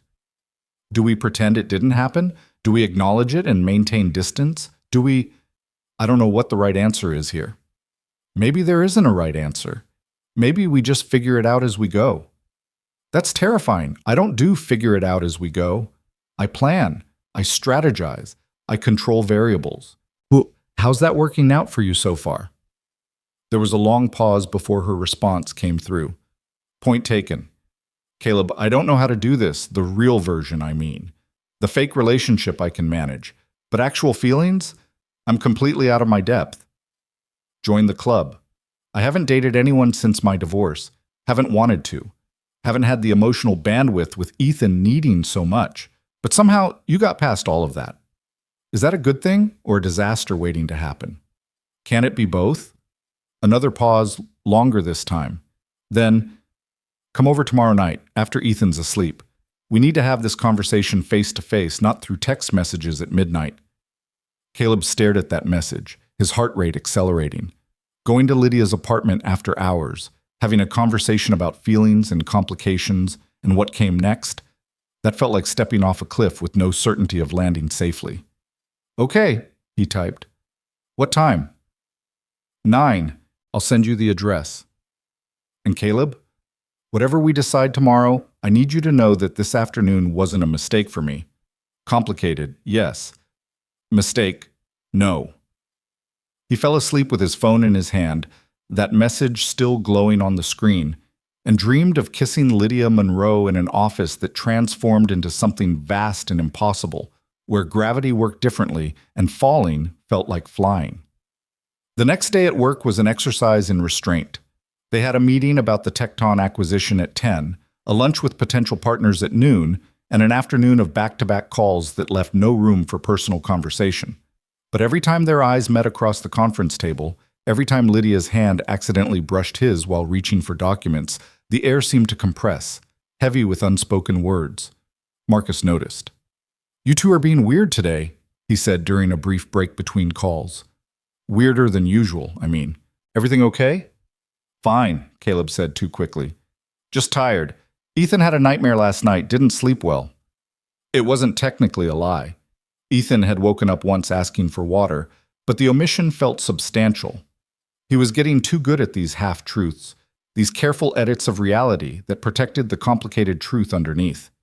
By the time 9 p.m. rolled around, Caleb had worked himself into a state of anxious anticipation that felt ridiculous for a 31-year-old man.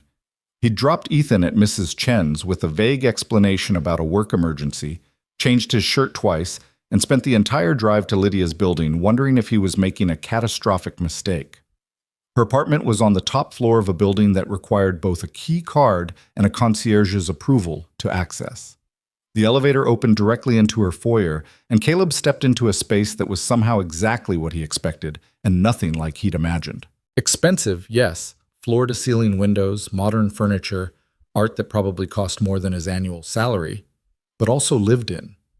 Books stacked on the coffee table, a throw blanket draped carelessly over the couch, coffee cups in the sink visible through the open kitchen doorway. Lydia appeared from a hallway, wearing jeans and a sweater, her hair down for the first time he'd ever seen outside of that first gala. She looked younger without the armor of professional wear, more vulnerable, and Caleb felt something in his chest constrict. "Hi," she said, and he could hear the nervousness underneath the word. "Hi yourself." They stood in her foyer for a long moment, neither quite sure how to bridge the gap between professional colleagues and whatever they were becoming. Finally, Lydia gestured toward the living room. "Wine? I have a very good Pinot Noir that I've been saving for a reason I couldn't articulate. This feels like reason enough." "Wine sounds good." She poured 2 glasses while Caleb gravitated toward the windows, looking out at the city sprawled below them. From this height, the streets he'd driven were barely visible, reduced to lines of light in the darkness. The disconnect felt symbolic somehow, the distance between where he'd come from and where he was standing now. "I've been thinking about what you said," Lydia began, handing him a glass and settling onto the couch. "About this stopping being just an arrangement, and I realized I've been lying to myself for at least 2 weeks. Caleb sat beside her, careful to maintain some distance. "Lying about what?" "About why I kept finding excuses to have you in meetings you didn't need to attend. About why I restructured your office location to be closer to mine when the logical choice would have been the 3rd floor near Marcus. About why every time my mother calls to push the Gregory Hartford agenda, my first thought is you, not strategy." She looked down at her wine glass. "I told myself it was because you're useful, competent, good at reading situations, and you are those things. But that's not why I want you around." "Why do you want me around?" "Because you make me feel less alone," she said quietly. "Because you see me as Lydia, not as the Monroe legacy or the CEO or the strategic asset. Because when you look at me, I feel like I'm actually visible instead of just being whatever version of myself people need." She finally met his eyes. "Because somewhere between adjusting your tie in that hallway and sitting here tonight, I started falling for you, and I have no idea what to do with that." Caleb set down his wine glass before he could drop it. "Lydia." "Let me finish," she interrupted, "because I need to say this while I still have the courage. I know this complicates everything. I know we have 4 months left on a contract that specifies this is temporary and professional. I know you have a son to think about, and I have a company to run, and there are approximately 1,000 reasons why this is a terrible idea. But I'm tired of doing the sensible thing. I'm tired of choosing strategy over what I actually want. And what I want is you. Really, you. Not the performance version, not the arrangement, you." The vulnerability in her voice, the way her hands trembled slightly around her wine glass, the absolute terror and hope mixed in her expression, it all combined to break down whatever remaining walls Caleb had been maintaining. "I'm not good at this," he said, setting down his own glass and taking her hands. "I failed spectacularly at marriage. I'm a single father with a complicated history and not much to offer someone like you. I work for you, which makes this a power dynamic nightmare. I live in a one-bedroom apartment where I sleep on the couch. I drive a car that's held together by hope and duct tape. On paper, I'm probably the worst choice you could make. I don't care about paper, Lydia said fiercely. I'm not done. He squeezed her hands gently. But despite all of that, despite knowing this could blow up in both our faces, I want this too. I want you. The real version who gets frustrated when board members don't understand her vision, who remembered to ask about Ethan's adjustment, who defended me to your mother before defending yourself, who kisses me like the world is ending and we're the only two people who can save it.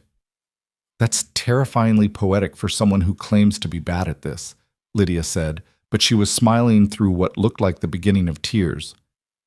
I've had a lot of time to think about what I'd say if I ever got the chance. And what else were you going to say? Caleb pulled her closer until there was no distance left between them. That I'm scared out of my mind. That this could hurt Ethan if it goes wrong. That I don't know how to balance being your employee and being your actual partner. That 4 months feels both too long and nowhere near enough time. But that despite all of that, I'd rather try and fail than not try at all. That's a terrible risk assessment, Lydia whispered, her hands coming up to frame his face. Then we're both terrible at risk assessment. This kiss was different from the one in her office. Slower, deeper, weighted with meaning rather than just desire. It felt like a promise and a question and an answer all at once. Lydia's fingers threaded through his hair and Caleb pulled her into his lap, both of them trying to get closer, to eliminate every molecule of space between them. When they finally broke apart, both breathing hard, Lydia rested her forehead against his. We should set some ground rules. Figure out how to do this without imploding everything. Okay, what kind of rules? At work, we maintain professional boundaries. I can't show favoritism, and you can't be seen as getting special treatment. The company has to come first during business hours. Agreed. What else? Ethan's welfare is paramount. If at any point this situation becomes harmful to him, we step back and reassess, no matter how we feel about each other. Absolutely. That's non-negotiable for me. We're honest with each other, even when it's hard, even when it complicates things. No more performing, at least when we're alone. I can do that. Caleb brushed a strand of hair back from her face. What about the contract? The 6-month timeline. Lydia's expression grew serious. We honor it. The business arrangement continues as planned. Public appearances. The strategy to avoid Gregory Hartford, all of it. But we acknowledge that what's happening between us is separate from that. Real instead of performed. So we're running 2 parallel relationships? The fake public one and the real private one? Unless you have a better idea. I really don't. Caleb kissed her again, soft and brief. This is insane, you know that, right? We're making everything infinitely more complicated. I know, but I'd rather have complicated and real than simple and empty. She shifted in his lap, getting more comfortable. Tell me about Ethan, the real story. You keep deflecting, but if we're doing this, really doing this, I need to know what I'm stepping into. Caleb's entire body tensed. He'd avoided this conversation for weeks, deflecting questions, changing subjects, maintaining the careful editing of his history that kept the painful parts hidden. But Lydia was right. If they were going to try making this real, she deserved to know the truth. His mother left when he was 3, Caleb began, the words feeling like broken glass in his throat. Just disappeared one day. Took him with her, actually. Vanished across state lines, changed her name, went completely off the grid. It took me 8 months to even find them, and then another 16 months of legal battles to get him back. Lydia's hands tightened on his shoulders. Caleb, I had no idea. Nobody does. It's not exactly something I advertise. The custody fight bankrupted me.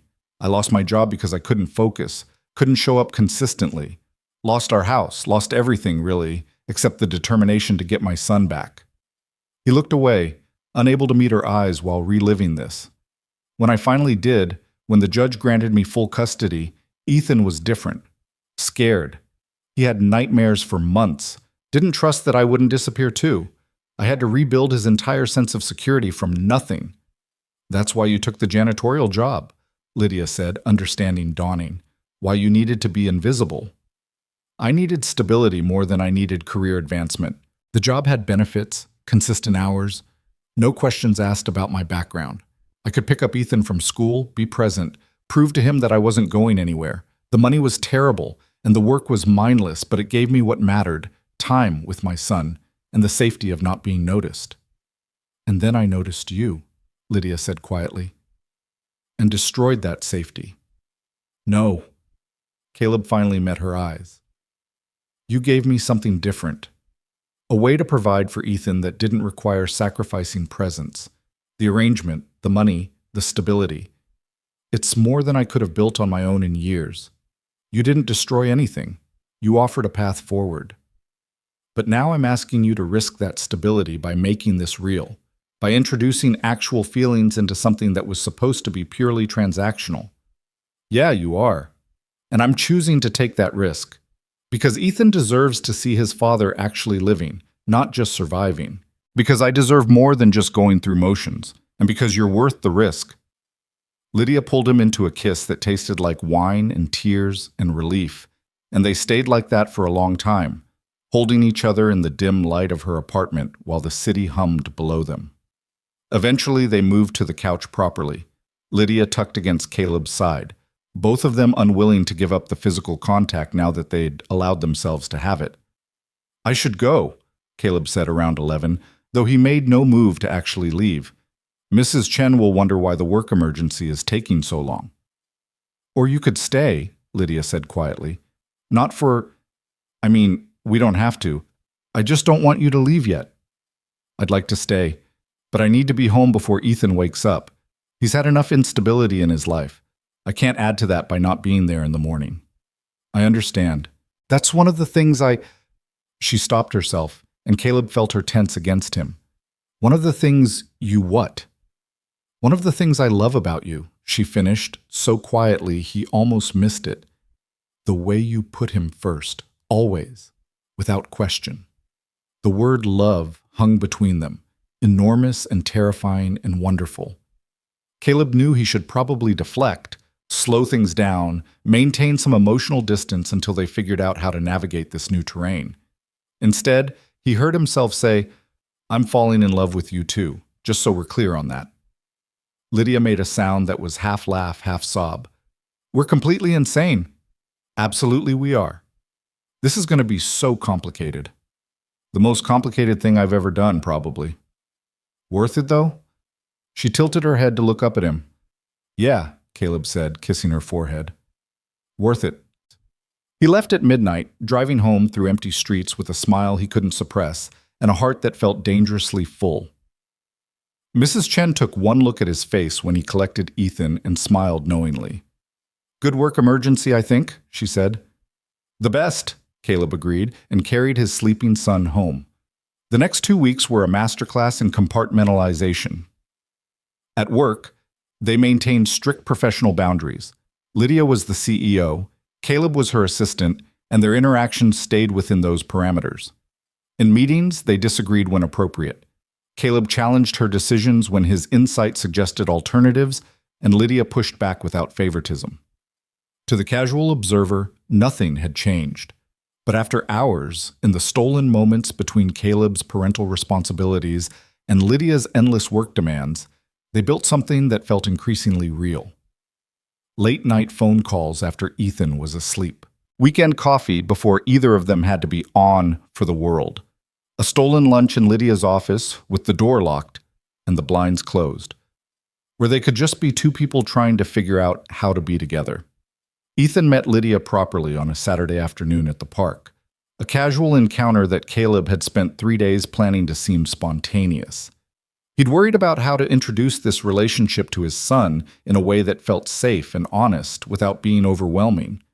But watching Lydia crouch down to Ethan's level to admire his latest dinosaur toy collection, listening to her ask genuine questions about T-Rex versus Velociraptor superiority, seeing her laugh at his son's 5-year-old logic, all of it felt easy in a way that terrified Caleb with its rightness. She's cool, Ethan declared after Lydia left to handle a work crisis. Can she come to my birthday party? Your birthday's not for 4 months, buddy. I know, but I want her to come. Can she?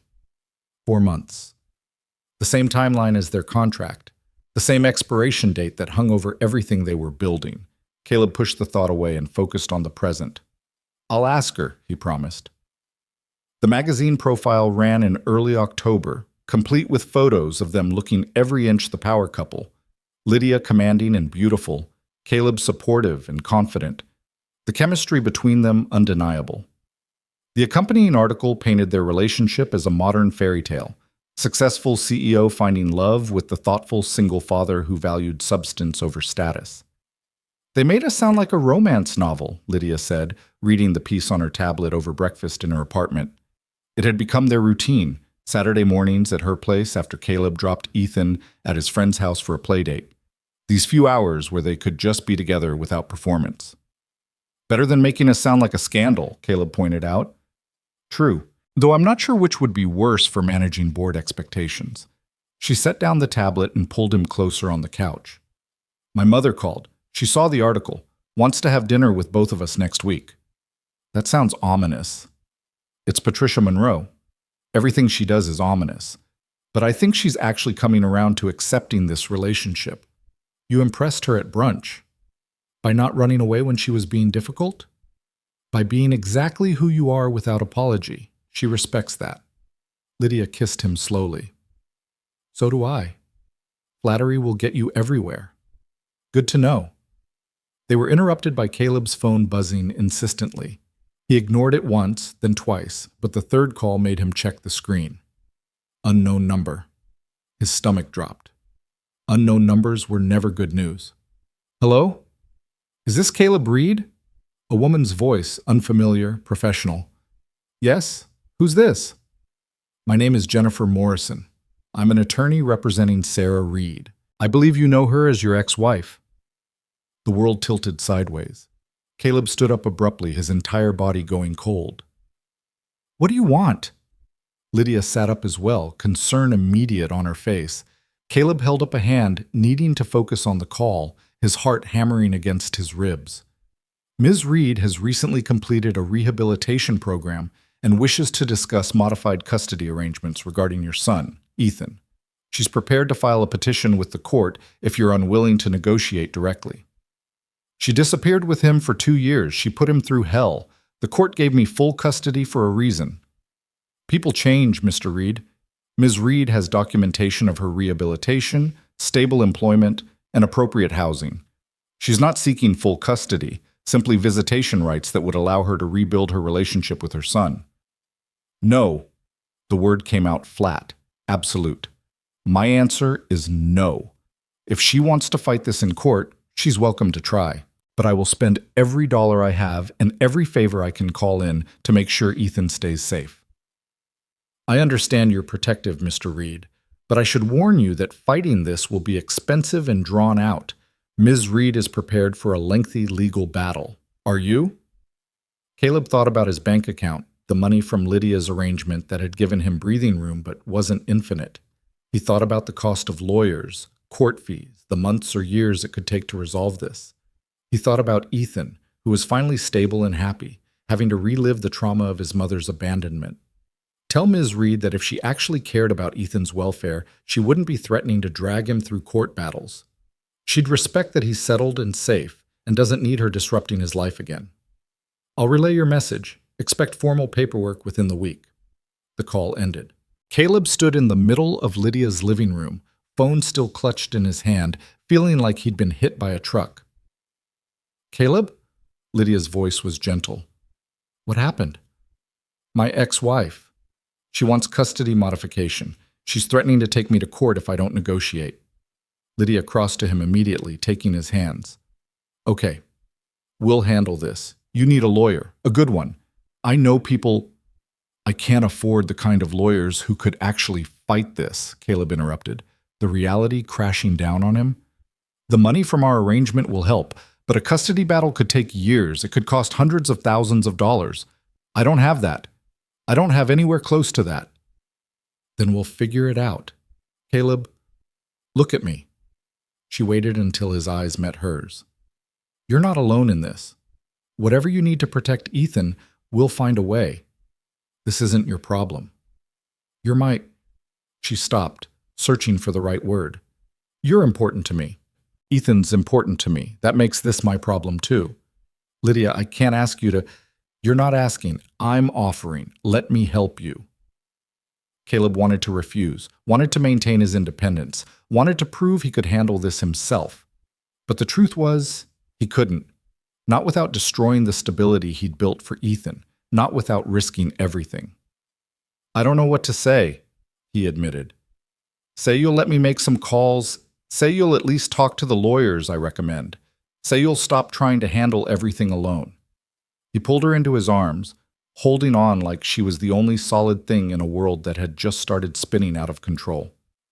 Thank you for not running when everything got complicated. Complicated is kind of our thing, Lydia said into his shoulder. Besides, I don't run. You should know that by now. They spent the rest of the morning on damage control, Lydia making calls to her legal contacts, Caleb reviewing his custody documentation, both of them trying to prepare for a battle neither had anticipated. By the time Caleb had to leave to pick up Ethan, they had a plan. Consultation with a family law specialist on Monday, document review to identify any vulnerabilities in his custody position, and a strategy to demonstrate his stability and fitness as a parent. This is going to get ugly, Caleb said at her door. If it goes to court, everything comes out. My financial situation, our arrangement, all of it. It could damage your reputation. Let it, Lydia said fiercely. I'm not losing you because my reputation might take a hit. We'll be strategic about it, but we're not running from this. I'm falling more in love with you every day, you know that? Good, because I'm already completely gone on you. She kissed him hard. Go get your son. Be present with him. Don't let him see you panic. And Caleb, we're going to win this. I don't lose battles that matter. Driving to pick up Ethan, Caleb tried to process the past hour. His ex-wife reappearing after years of silence. The threat of losing Ethan. Lydia's immediate, unwavering support. The way she'd called him important. The way she'd offered resources without making him feel like charity. The way she'd refused to let him face this alone. He'd spent 3 years building walls around himself and Ethan, creating safety through invisibility and isolation. Now those walls were gone, demolished by a fake relationship that had become real and a woman who saw through all his carefully maintained defenses. And instead of feeling exposed and vulnerable, he felt stronger, like maybe he didn't have to carry everything alone anymore. Ethan was full of stories about his playdate, dinosaur battles, and bike races, and some complicated game involving pirates that Caleb couldn't quite follow.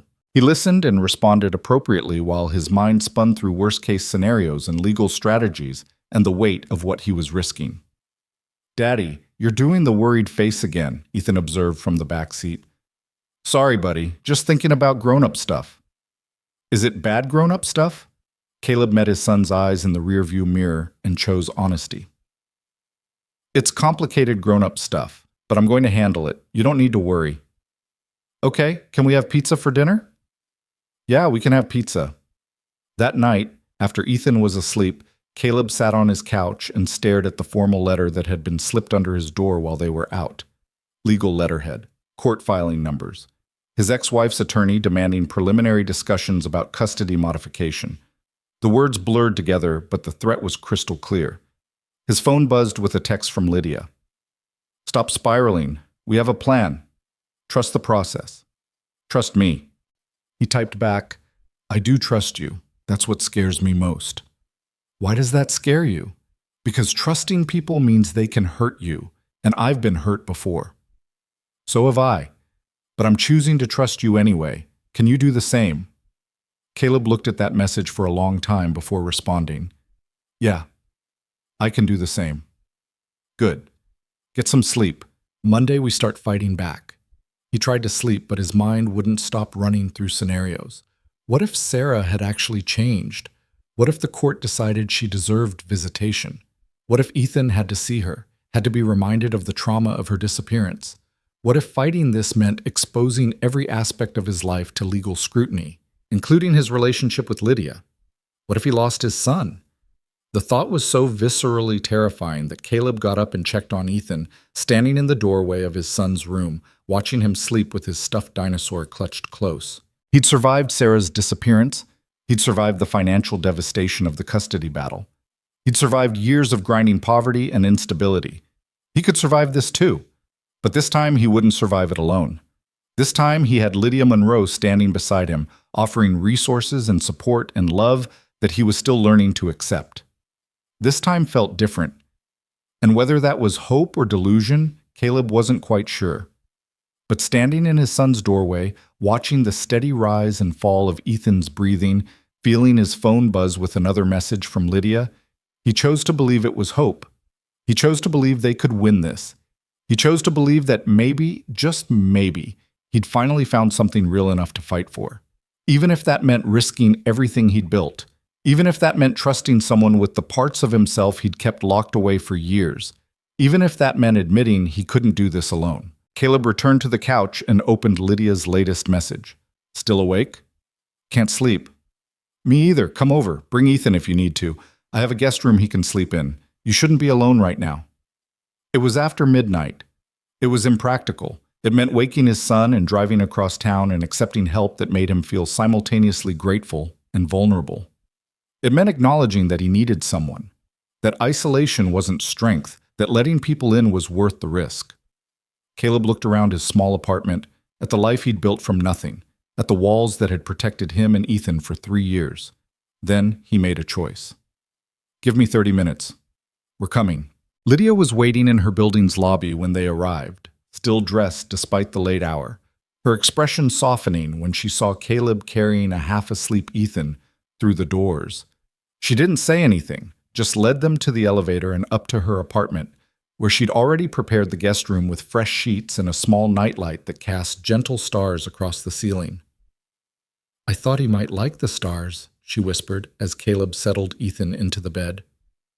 His son barely stirred, clutching his dinosaur and immediately burrowing into the pillows with the easy trust of children who felt safe. He loves them, Caleb said quietly, smoothing back Ethan's hair. Thank you. For this. For all of it. They retreated to the living room, and Caleb collapsed onto her couch with the boneless exhaustion of someone who'd been running on adrenaline and anxiety for hours. Lydia sat beside him, pulling his head onto her shoulder, and they stayed like that in the dim light while the city glittered beyond the windows. Tell me the whole story, she said finally. Not the edited version. Everything about Sarah, about what happened, about why you're so terrified. So Caleb did. He told her about meeting Sarah in college, the whirlwind romance that had felt exciting until it became chaotic, about the pregnancy that had accelerated a marriage neither of them was ready for, about Sarah's struggles with addiction that he hadn't fully understood until it was too late, about coming home one day to an empty apartment and a note that said she needed to figure herself out, taking their 3-year-old son with her. I reported it immediately, Caleb said, his voice hollow with the memory. But she'd planned it. Crossed state lines, changed her name, found ways to stay off grid. The cops said unless I could prove she was endangering Ethan, it was a custody dispute, not a kidnapping. Do you know how powerless that feels, knowing your child is out there somewhere and you can't find him? Lydia's arms tightened around him. I can't imagine. I hired a private investigator I couldn't afford, spent every dollar I had tracking leads that went nowhere. Lost my job because I couldn't focus, couldn't function.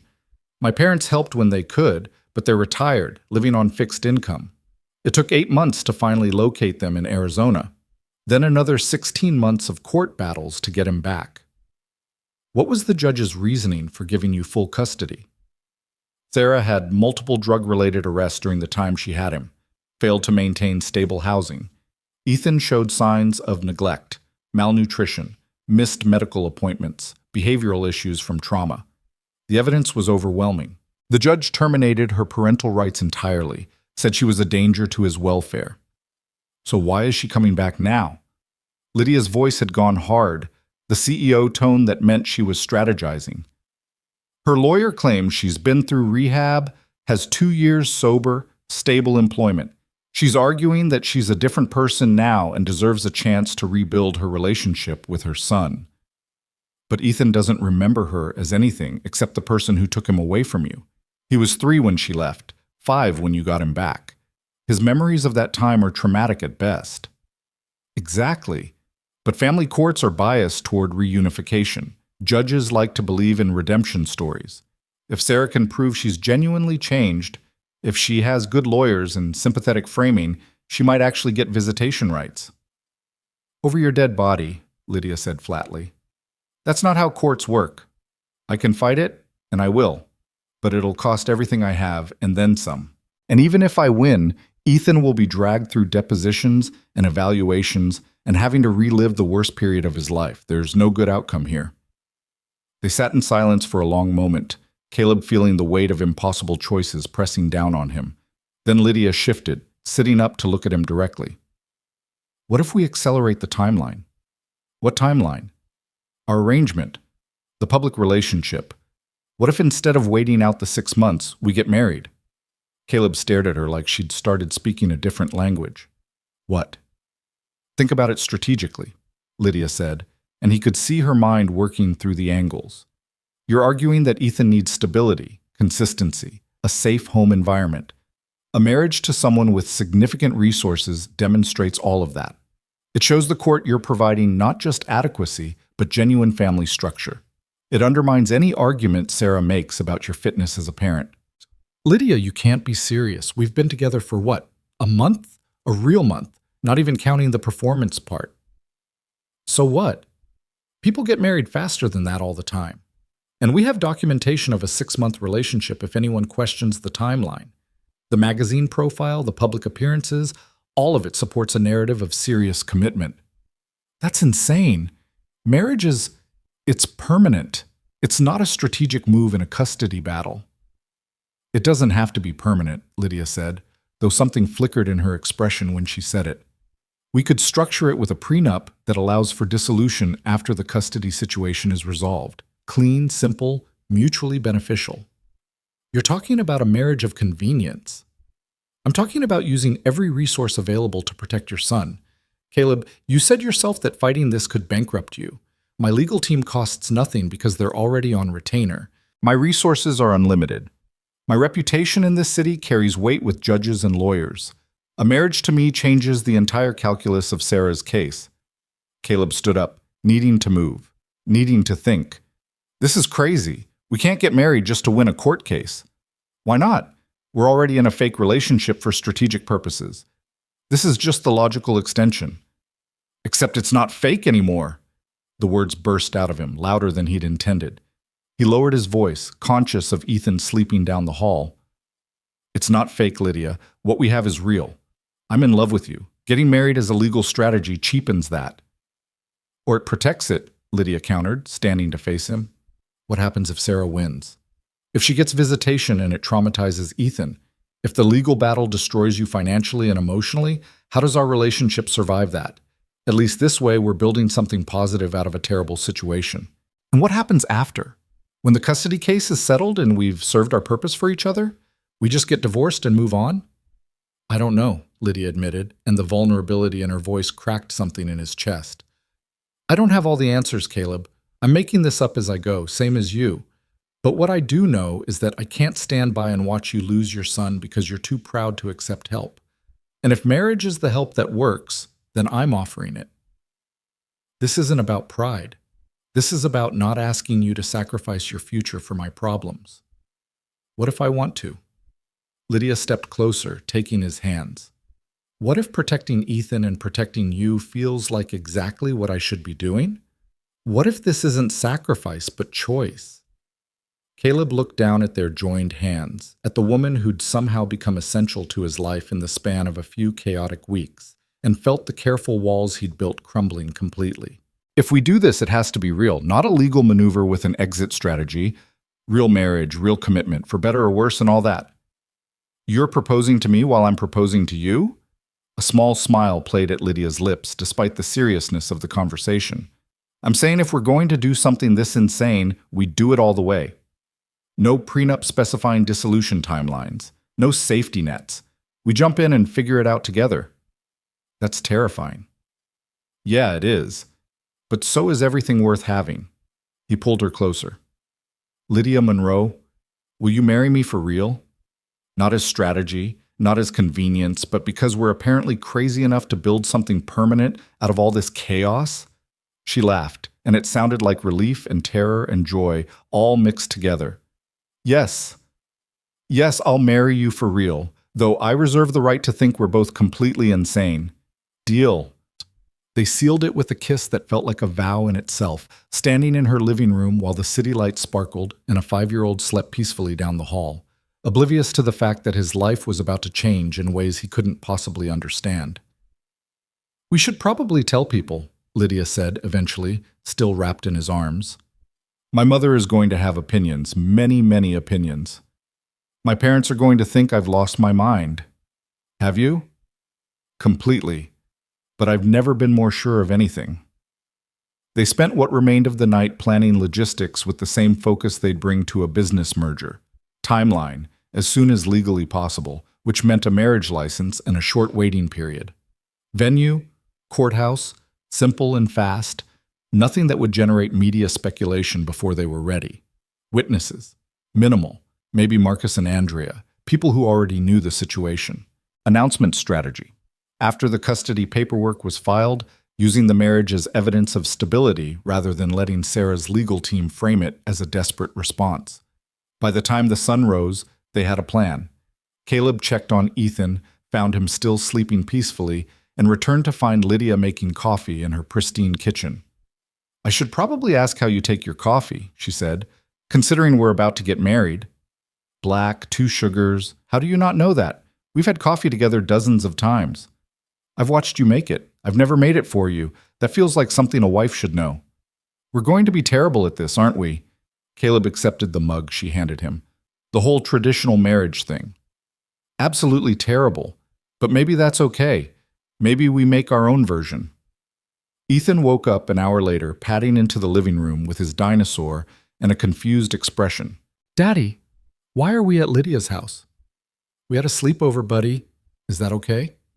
It's cool. Can we have pancakes? Lydia had been in the middle of reviewing emails on her tablet, but she set it aside immediately. I can attempt pancakes. I should warn you that cooking isn't my strong suit. That's okay. Daddy burns them sometimes too. They ate slightly misshapen pancakes at Lydia's breakfast bar, while Ethan chattered about the stars on the ceiling and whether Lydia had any games he could play. Watching her interact with his son, patient, engaged, genuinely interested in his 5-year-old logic, Caleb felt the decision they'd made in the early morning hours solidify into something that felt right, despite its insanity. After breakfast, while Ethan was occupied with a tablet game, Caleb pulled Lydia aside. We need to tell him about us getting married. He should hear it from me before anything becomes official. Do you want me there, or would you rather do it alone? I want you there. He should understand that this is about all of us, not just me making decisions for him. They sat down with Ethan in the living room, and Caleb tried to figure out how to explain adult complexity to a 5-year-old who still believed the world was fundamentally simple. Buddy, I need to talk to you about something important. You know how Lydia and I have been spending a lot of time together? Ethan nodded, his attention shifting from the tablet to his father's serious tone. Well, we've decided that we want to be a family, like an official family, which means Lydia and I are going to get married. Ethan's eyes went wide. Like a wedding? With a cake? Maybe a small cake, Lydia said, smiling. But yes, a wedding. And then you'll be my mom? Ethan turned to Lydia with the blunt curiosity of children who hadn't learned to fear difficult questions. The room went quiet. Caleb felt his throat tighten, aware of the weight of that question, of the trauma underneath it, of Sarah's absence and the scars it had left. Lydia crouched down to Ethan's level, her expression gentle. I know you had a mom before who went away, and that was really hard. I can't replace her or make that hurt go away. But if you want, I'd like to be someone you can count on, someone who's here for you, who cares about you, who's part of your family. We can figure out what to call me together, okay? Whatever feels right to you. Ethan considered this with heartbreaking seriousness. Can I call you Lydia, Mom? You can call me whatever you want, sweetheart. Okay, Lydia, Mom. He tested the words, then smiled. I like it. Does this mean we get to live in your house with the stars? Caleb and Lydia exchanged glances, realizing they hadn't actually discussed that logistics. "We'll figure out the details," Caleb said. "But yeah, we'll probably live here. Is that okay with you?" "It's cool, but can we bring my stuff and can Mrs. Chen visit?" "Of course we can bring your stuff, and Mrs. Chen can visit whenever she wants." "Okay, can I go back to my game now?" Just like that, Ethan had processed a life-changing announcement and moved on, his 5-year-old brain accepting the new reality with the adaptability of children. Caleb watched him return to the tablet, then looked at Lydia, who had tears in her eyes. "Lydia, Mom," she said quietly, "I wasn't expecting that. Are you okay with it?" "I'm terrified and honored and completely overwhelmed, but yeah, I'm okay with it." The next days were a blur of legal preparation and logistical coordination.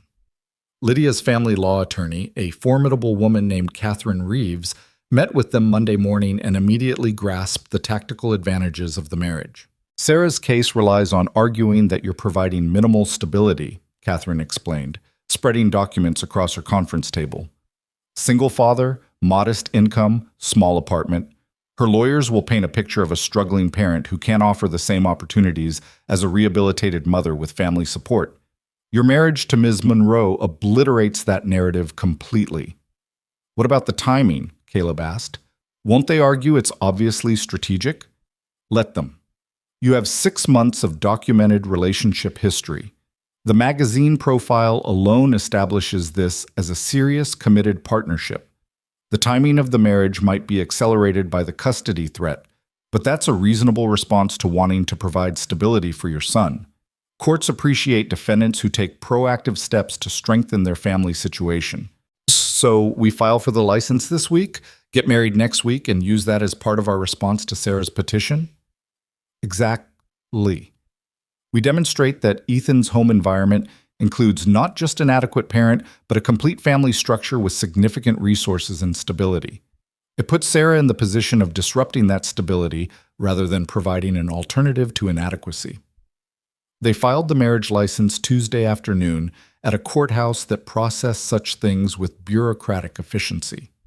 The clerk barely looked at them, just processed the paperwork, and handed over a receipt with their ceremony date, 8 days away, the minimum waiting period. "That's it?" Caleb said as they walked back to the car. "We just filled out forms, and now we're getting married in 8 days? Were you expecting something more romantic?" Lydia's tone was teasing, but he could hear the nerves underneath. "I was expecting it to feel more momentous. Instead, it feels like getting a driver's license. We can make the actual ceremony more meaningful. Small, but ours." They told their families that night. Caleb called his parents in Florida, his mother's shriek of excitement nearly deafening through the phone. "Married? Caleb Andrew Reed, you've known this woman for how long?" "Long enough to know she's right for me, Mom. And the timing works with some legal stuff I'm handling around Ethan's custody." "Legal stuff? What legal stuff? Is Sarah causing problems again?" He explained the situation, his mother's excitement shifting to protective fury, his father's quiet support coming through in the background questions. By the end of the call, they'd promised to fly up for the ceremony despite the short notice, and his mother was already planning to spoil Ethan with grandparent enthusiasm. Lydia's conversation with Patricia Monroe was predictably more complex. They drove to the Monroe estate that evening, Caleb's hand tight in Lydia's as they faced her mother in the same elegant sitting room where they'd had brunch weeks earlier. "Married," Patricia repeated, her tone carefully neutral. "In 8 days. I assume there's a strategic reason for this haste." "There is," Lydia said evenly. "Caleb's ex-wife is challenging his custody arrangement. Marriage strengthens his legal position and provides stability for Ethan. So this is a business arrangement." "No," Caleb spoke up, his voice firm. "This is a commitment I'm making because I love your daughter and want to build a life with her. The timing is driven by legal necessity, but the decision is about us." Patricia studied him for a long moment, her expression inscrutable. Then, surprisingly, she smiled.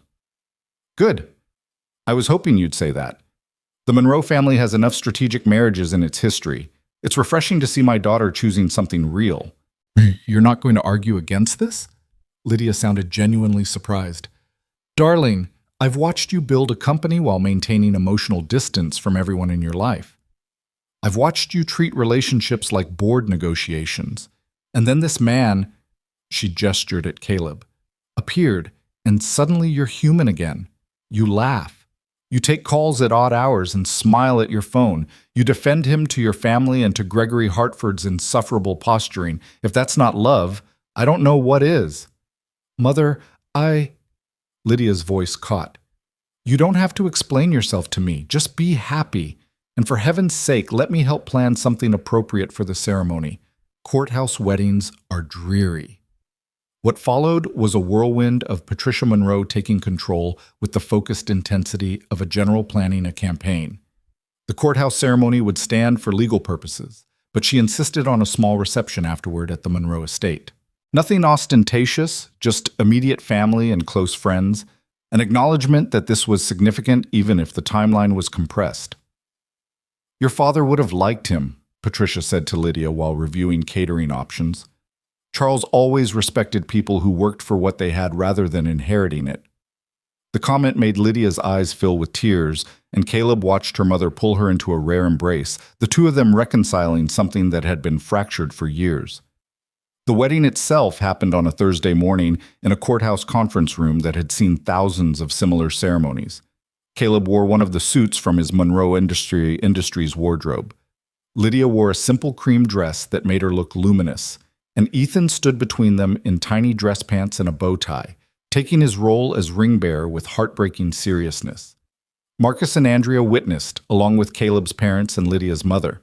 The judge who performed the ceremony was the same one who'd presided over Caleb's custody case 2 years earlier. Catherine Reeves had arranged it deliberately, ensuring that the marriage would carry weight when the custody challenge inevitably reached court. Do you, Caleb Reed, take Lydia Monroe to be your lawfully wedded wife, to have and to hold from this day forward, for better, for worse, for richer, for poorer, in sickness and in health, until death do you part? I do. His voice was steady, his eyes locked on Lydia's. And do you, Lydia Monroe, take Caleb Reed to be your lawfully wedded husband, to have and to hold from this day forward, for better, for worse, for richer, for poorer, in sickness and in health, until death do you part? I do. She smiled, radiant and terrified and absolutely certain. The rings they'd chosen were simple gold bands, purchased in a rush the day before, but when Caleb slid his onto Lydia's finger, it felt like the most important thing he'd ever done. When she repeated the gesture, her hands trembling slightly, he felt something settle in his chest that had been restless for years. By the power vested in me by the state, I now pronounce you husband and wife. You may kiss your bride. The kiss was soft and sweet, appropriate for their small audience and 5-year-old witness, but it carried promises that went far beyond the legal contract they'd just signed. When they broke apart, Ethan was clapping enthusiastically, and Caleb's mother was crying happy tears, and Patricia Monroe was smiling with genuine warmth. Congratulations, Mrs. Reed, Caleb said, testing out the name. I'm keeping Monroe professionally, Lydia replied. But personally, yeah, Mrs. Reed works. The reception at the Monroe estate was elegant and intimate, exactly what Patricia had promised. Champagne and light food, a small cake that Ethan took great joy in helping cut, toasts from family that managed to be both touching and appropriate.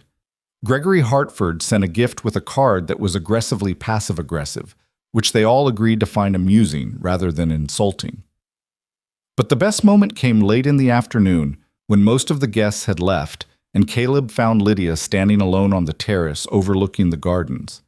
He wrapped his arms around her from behind, and she leaned back against him with a sigh that released tension he hadn't realized she'd been carrying. We did it, she said quietly. We actually got married. Having second thoughts?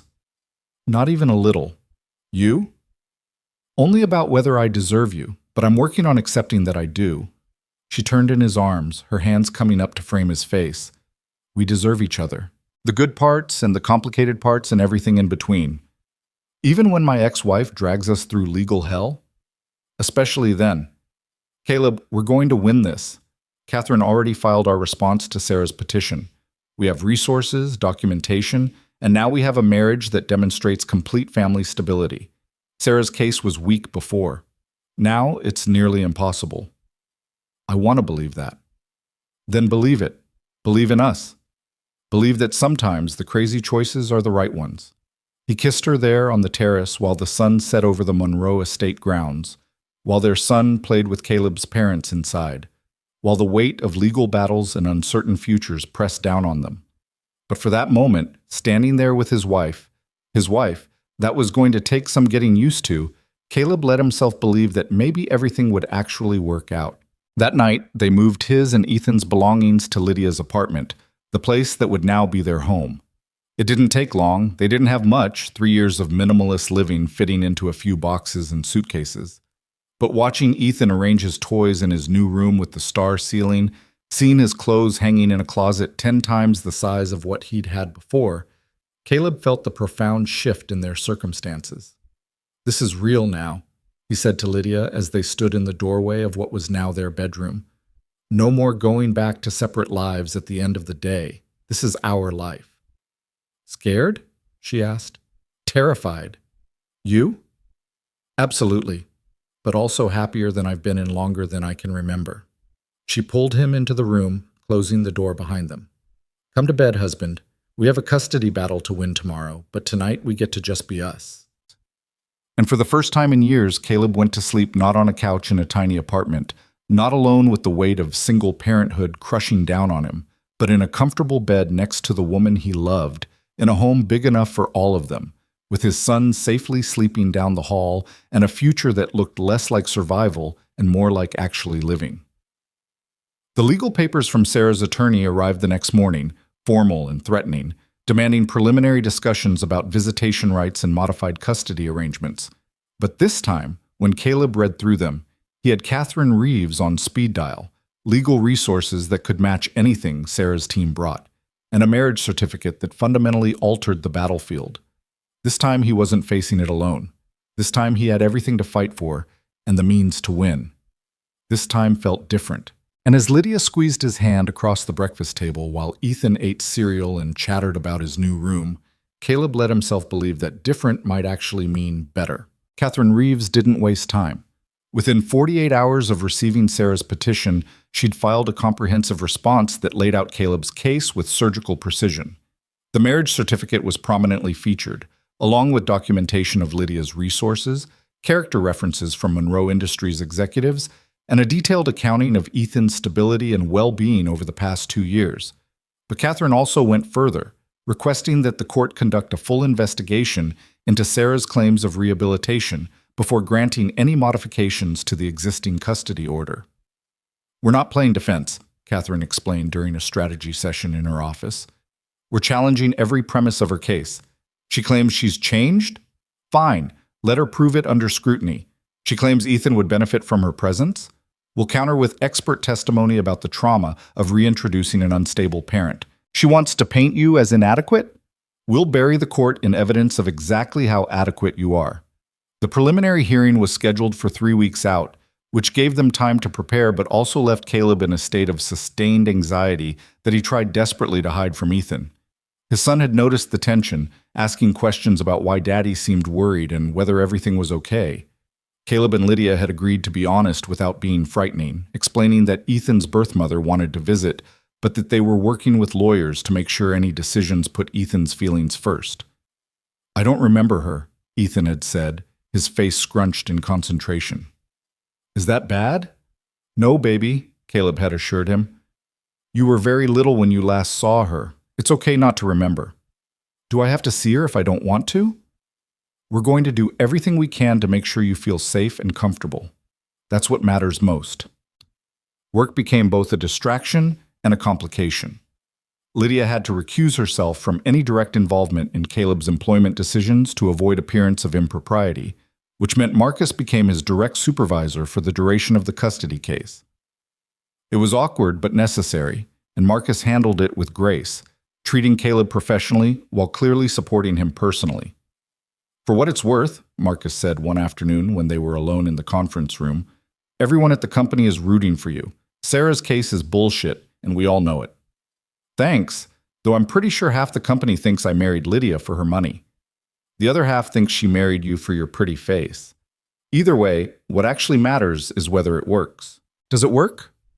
Caleb thought about waking up next to Lydia each morning, about the easy domesticity they'd fallen into despite the circumstances, about watching her help Ethan with homework while simultaneously fielding calls from the Tokyo office. Yeah, it works. Then screw what anyone else thinks. The whispers were inevitable, though. Marriage announcement so soon after the relationship went public, custody battle emerging immediately afterward, obvious strategic timing. The gossip mill at Monroe Industries churned with speculation, and Caleb could feel the weight of judgment from people who assumed they understood his motives. It stung more than he wanted to admit, this assumption that he was using Lydia, that their marriage was calculated rather than real. Ignore them, Lydia said when he mentioned it. People always reduce things they don't understand to the most cynical interpretation. Let them think what they want. We know the truth. The truth is we did get married for strategic reasons, at least partially. The truth is we got married because we're in love, and the timing happened to also serve a legal purpose. Those things can both be true, Caleb. Stop letting other people's limited imagination make you doubt what we have. She was right, but doubt was a persistent thing, whispering in the quiet moments that maybe he had manipulated this situation. Maybe he'd taken advantage of Lydia's feelings to secure resources he couldn't otherwise access. Maybe he was exactly the opportunist that Sarah's lawyers would inevitably paint him as. The doubt crystallized into something more concrete 2 weeks before the hearing when James Hendrickson contacted him directly. The email was professionally worded but carried an unmistakable threat. Caleb, heard about your legal situation through mutual connections. I think we should talk before things get messy. Some information about your past might be relevant to the court's assessment of your character. Coffee this week? Caleb stared at the email for a full minute before showing it to Lydia. She read it once, then immediately forwarded it to Catherine Reeves with a message that was pure controlled fury. Document this as attempted intimidation. Find out who hired him and bury them. What could he possibly know that would matter? Caleb asked, trying to think through what information James might have that could be damaging. Doesn't matter. Even the appearance of witnesses coming forward with negative information can influence judicial perception. We need to get ahead of whatever he's planning to say. Lydia was already typing rapid-fire messages to her legal team. Catherine will handle it. That's what we pay her for. But the damage was psychological as much as legal. James knew something, or thought he did, and the uncertainty of what he might reveal gnawed at Caleb. His engineering career had ended badly. He knew that much. The divorce, the custody battle, the financial collapse. He'd burned bridges, missed deadlines, failed to deliver on commitments. There were probably former colleagues who'd be happy to testify that he'd been unreliable, unprofessional, a mess. Catherine dealt with James Hendrickson with the efficiency of someone who specialized in making problems disappear. She had him served with a cease and desist letter within 24 hours, threatening legal action if he contacted Caleb again or shared any information with Sarah's legal team without proper subpoena. She also had her investigators dig into his background, finding enough questionable business dealings to make it clear that any testimony he might offer could be thoroughly impeached. He was fishing, Catherine reported, hoping you'd panic and offer him something to stay quiet. When my letter arrived, he backed off immediately. He's not going to be a problem. But the incident rattled Caleb more than he wanted to admit. It was a reminder that his past wasn't completely buried, that there were people who remembered him at his worst, that Sarah's lawyers would dig up everything they could to undermine his credibility. And if they dug deep enough, they'd find the restraining order he'd filed against Sarah during the custody battle, the accusations he'd made about her drug use and neglect, the ugly details of a marriage that had imploded spectacularly. I need to tell you something, he said to Lydia that night after Ethan was asleep. They were in their bedroom, Lydia reviewing briefing documents while Caleb paced restlessly.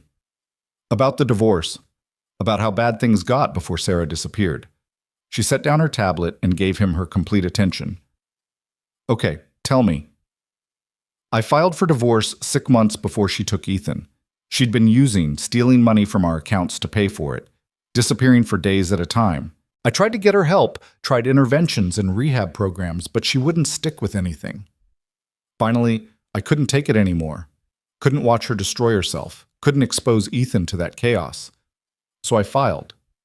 That's completely understandable, Caleb. I also filed a restraining order, said she was a danger to herself and to Ethan, used her drug arrests as evidence, documented the times she'd left him alone while she was high, built a case that she was an unfit mother. His voice cracked. I destroyed her in legal filings, Lydia. Systematically documented every failure, every lapse in judgment, every moment of her at her worst. And then she disappeared with our son, and I spent 2 years wondering if it was my fault, if I'd pushed her into something desperate. Lydia crossed to him, taking his hands. You were protecting your child. That's not destruction. That's parenting. But what if Sarah's lawyers use that history against me?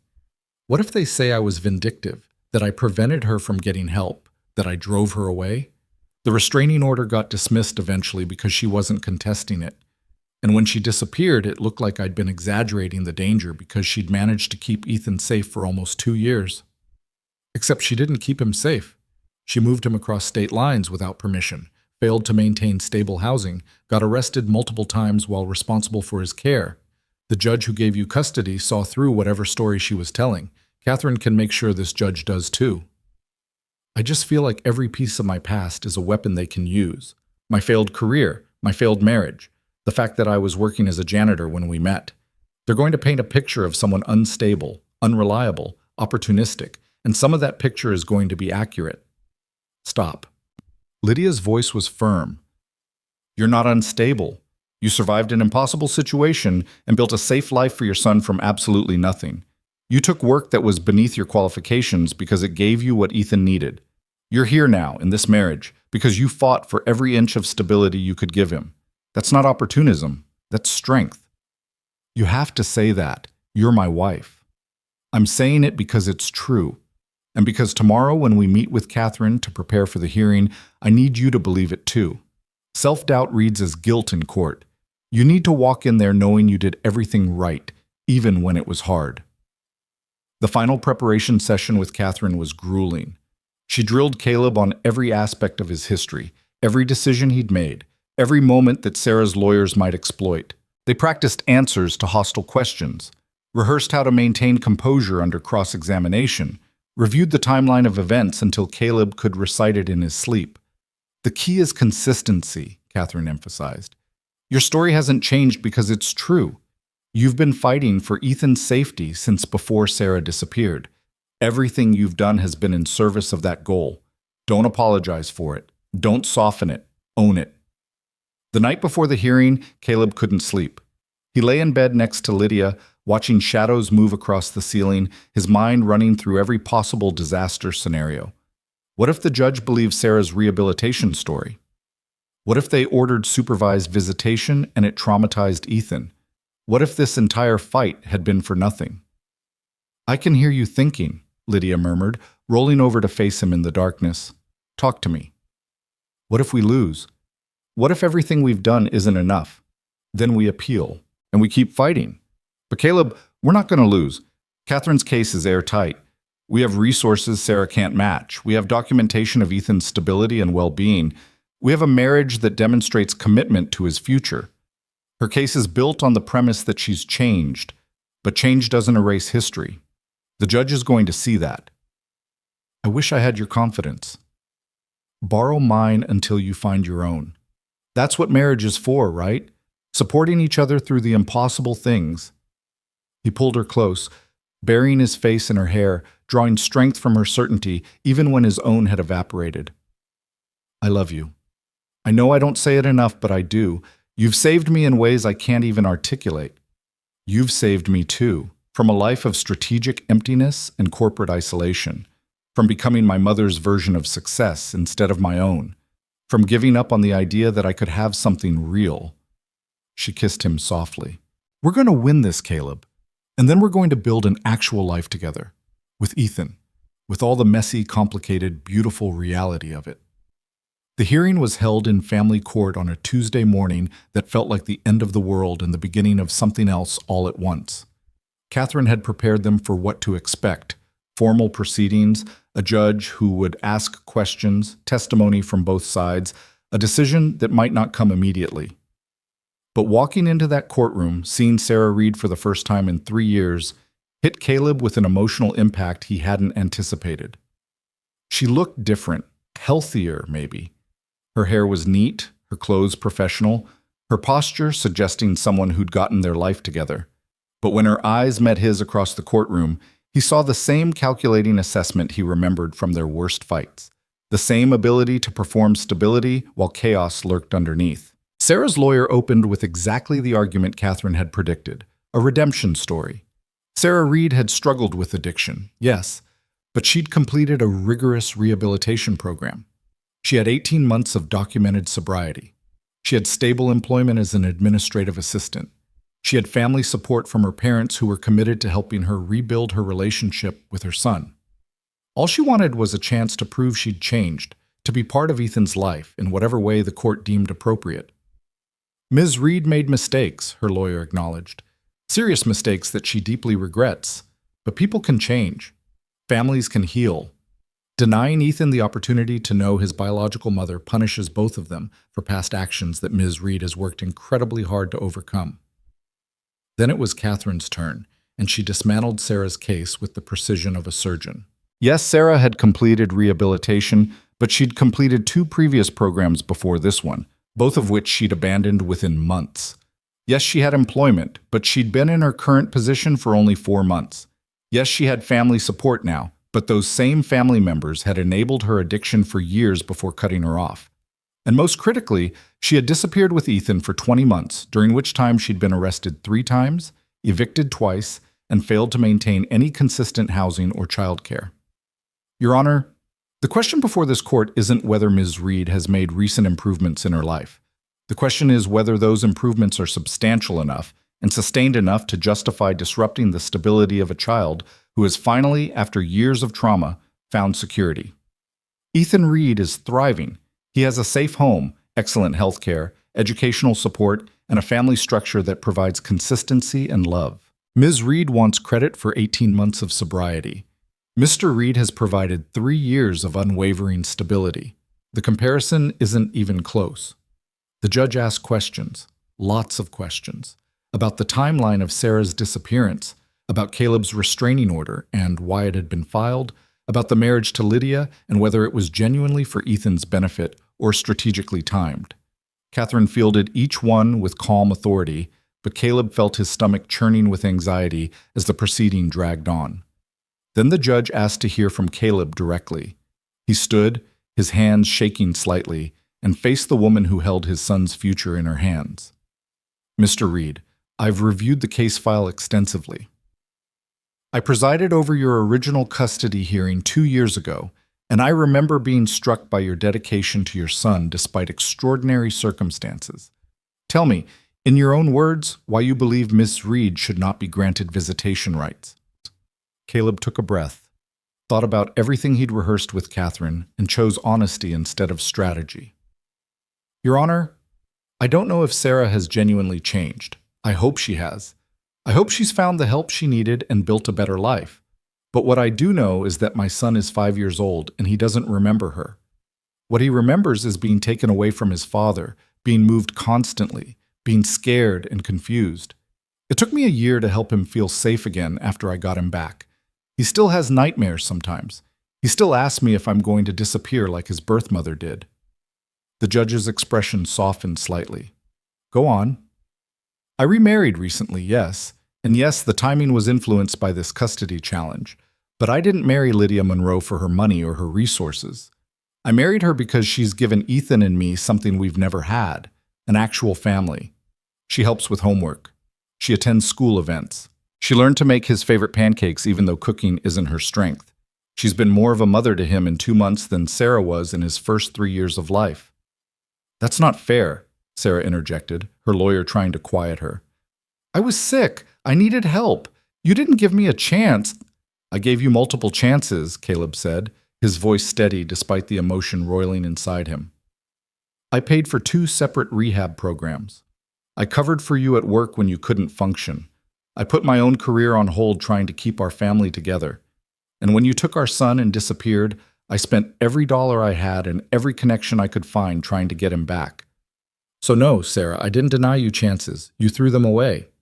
The courtroom went silent. The judge made a note on her legal pad, then looked at Sarah.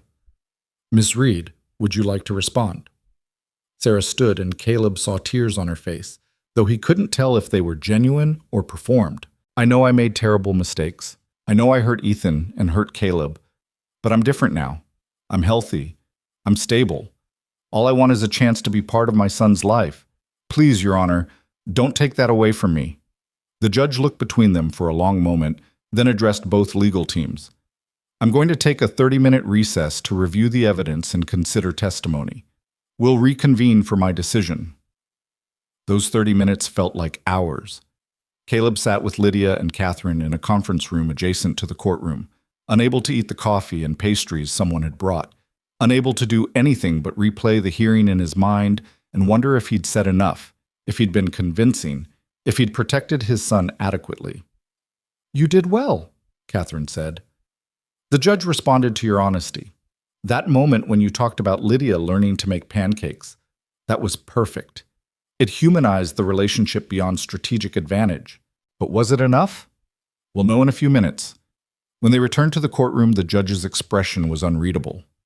She asked everyone to remain standing while she delivered her ruling, and Caleb felt Lydia's hand find his, squeezing tight. I've considered the evidence and testimony presented by both parties, the judge began. Miss Reed's rehabilitation efforts are commendable, and I don't take lightly the desire of a parent to reconnect with their child. However, this court's primary obligation is to the best interests of the child, not the wishes of the parents. Caleb's heart was hammering so hard he could barely hear over the sound of his own pulse. The evidence shows that Ethan Reed has experienced significant trauma as a result of Ms. Reed's actions during the period of her custody. While she has made recent strides towards stability, 18 months of sobriety does not erase the profound impact of her previous actions on this child's well-being. Furthermore, Mr. Reed has demonstrated consistent, unwavering commitment to his son's welfare and has recently established a stable family structure that provides Ethan with the security he desperately needs. The judge looked directly at Sarah. Miss Reed, I believe you when you say you've changed, but change requires time to prove itself sustainable.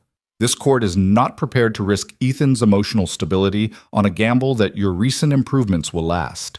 Your petition for modified custody is denied. Mr. Reed retains full legal and physical custody of Ethan Reed.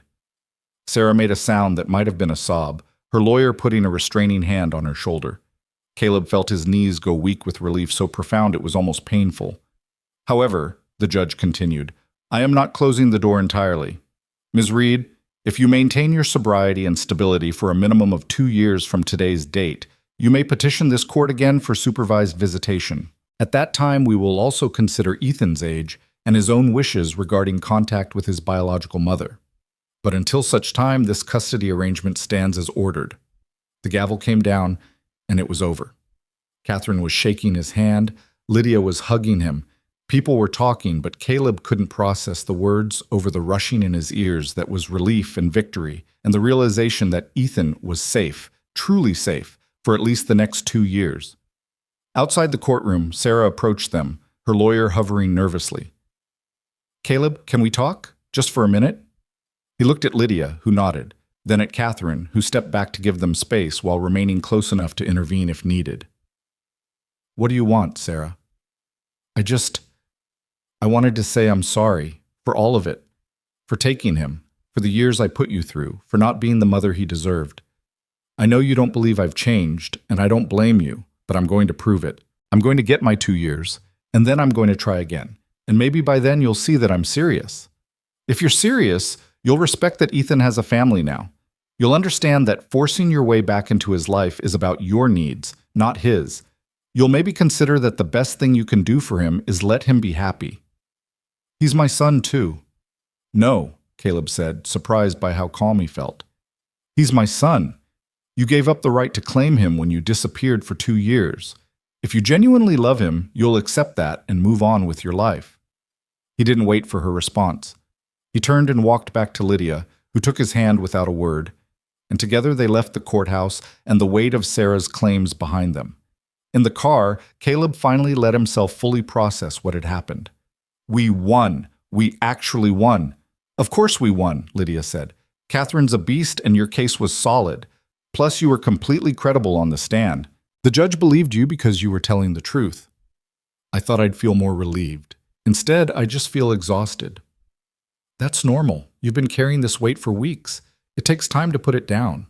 She squeezed his hand. But Caleb, it's over. Sarah can't touch Ethan. We can actually start living our lives instead of defending them. They picked up Ethan from school together, both of them taking the afternoon off to be present for this moment. He came running out of the building with his backpack bouncing, launching himself at Caleb with the enthusiasm of 5-year-olds who hadn't learned to temper their affection. Daddy! Lydia, Mom! Why are you both here? Did something happen? Something good happened, buddy, Caleb said, crouching down to his level. Remember how we talked about the legal stuff with your birth mother? The judge decided that you're going to stay with me and Lydia, Mom. Everything stays the same. You're safe. Ethan processed this with typical 5-year-old pragmatism. Okay, can we get ice cream to celebrate? They got ice cream, ate it at the park while Ethan played on the equipment, and Caleb and Lydia sat on a bench watching him, shoulders pressed together, relief settling into something that felt like joy. Thank you, Caleb said quietly. For everything. The lawyers, the support, the marriage, all of it. I couldn't have done this without you. You could have. It would have been harder and taken longer, but you would have found a way. That's who you are. Lydia leaned her head on his shoulder. But I'm glad you didn't have to do it alone. I'm glad we get to do this together. The contract expires in 2 months, our original 6-month arrangement. I'm aware. Think we should renew it? Or maybe just forget it ever existed and be actually married instead of contractually obligated? Lydia laughed. I vote for actually married. The contract served its purpose, but I'm ready for the real thing. All in, no safety nets, just us figuring it out together. That's terrifying. Everything worth having is terrifying. You taught me that. They sat there until the sun started setting, watching Ethan play, talking about the future in terms that felt possible now instead of impossible. Moving Caleb's name onto the deed of the apartment, planning a real honeymoon once things settled down, discussing whether Ethan would attend private school or public, where they'd spend holidays, how to balance Lydia's demanding career with Caleb's desire to be present for his son. Normal problems. Happy problems. The kind of complications that came from building a life together rather than just surviving. That night, after Ethan was asleep, they sat together on the couch in the living room that had become theirs, and Caleb felt something shift inside him. The tension he'd carried for years, the constant vigilance against the next crisis, the fear that everything could be taken away at any moment, it started to ease. Not disappear entirely, because trauma didn't work like that, but recede enough that he could imagine a future defined by something other than defending what he had. I want to go back to engineering, he said suddenly. Not immediately, but eventually. I want to use my degree again, do work that challenges me intellectually. Is that okay? Why wouldn't it be okay? Lydia looked genuinely confused by the question. Because I work for you, because our whole situation started with you needing me in a specific role at Monroe Industries. Caleb, that was the arrangement. This is our marriage. You can work wherever you want, doing whatever makes you happy. Actually, Monroe Industries has an engineering division that could probably use someone with your process optimization background. If you wanted to transfer internally, I could make that happen. Or if you wanted to work somewhere else entirely, that's fine too. You'd be okay with me not working for you? I'd be thrilled if you found work that actually used your skills instead of just filling a position we created for appearances. The special assistant thing was always temporary. Time to figure out what comes next. What came next, it turned out, was a transfer to Monroe Industries' engineering division, where Caleb's background in process optimization made him immediately valuable. He started slowly, part-time, while he adjusted to the new role, but within months he was leading projects and remembering why he'd loved engineering in the first place. The intellectual challenge, the satisfaction of solving complex problems, the sense of building something rather than just maintaining it. Lydia watched him come alive professionally with visible satisfaction. You're good at this. I mean, I knew you were smart, but seeing you actually work in your field, you're really good. Feels like waking up after a long sleep. like I'm finally using my brain again instead of just going through motions. That's how I felt when I started actually running Monroe Industries instead of just managing my father's legacy. There's a difference between doing what you're supposed to do and doing what you're built for. They fell into rhythms that felt sustainable rather than desperate. Morning chaos getting Ethan ready for school. Lydia's packed schedule balanced against Caleb's project deadlines. Evening dinners where they actually talked about their days instead of just surviving them. Weekends that mixed work obligations with family time. Neither one perfect, but both getting easier with practice. Ethan thrived in ways that broke Caleb's heart with gratitude. He made friends at his new school. His nightmares decreased in frequency until they were rare instead of regular. He started calling Lydia Mom without the prefix, a shift that happened naturally over months until one day Caleb realized his son had integrated her into his identity as a parent rather than just a presence. "Is that okay?" Lydia asked when Caleb mentioned it. "I don't want to replace... I know Sarah is his biological mother, even if she's not present. Sarah gave birth to him. You're raising him. There's a difference. And yeah, it's more than okay. It's everything." 6 months after the custody hearing, they got a letter from Sarah's lawyer. Not a legal filing, just a notification that Sarah had completed her 2-year sobriety milestone early and was beginning the petition process for supervised visitation.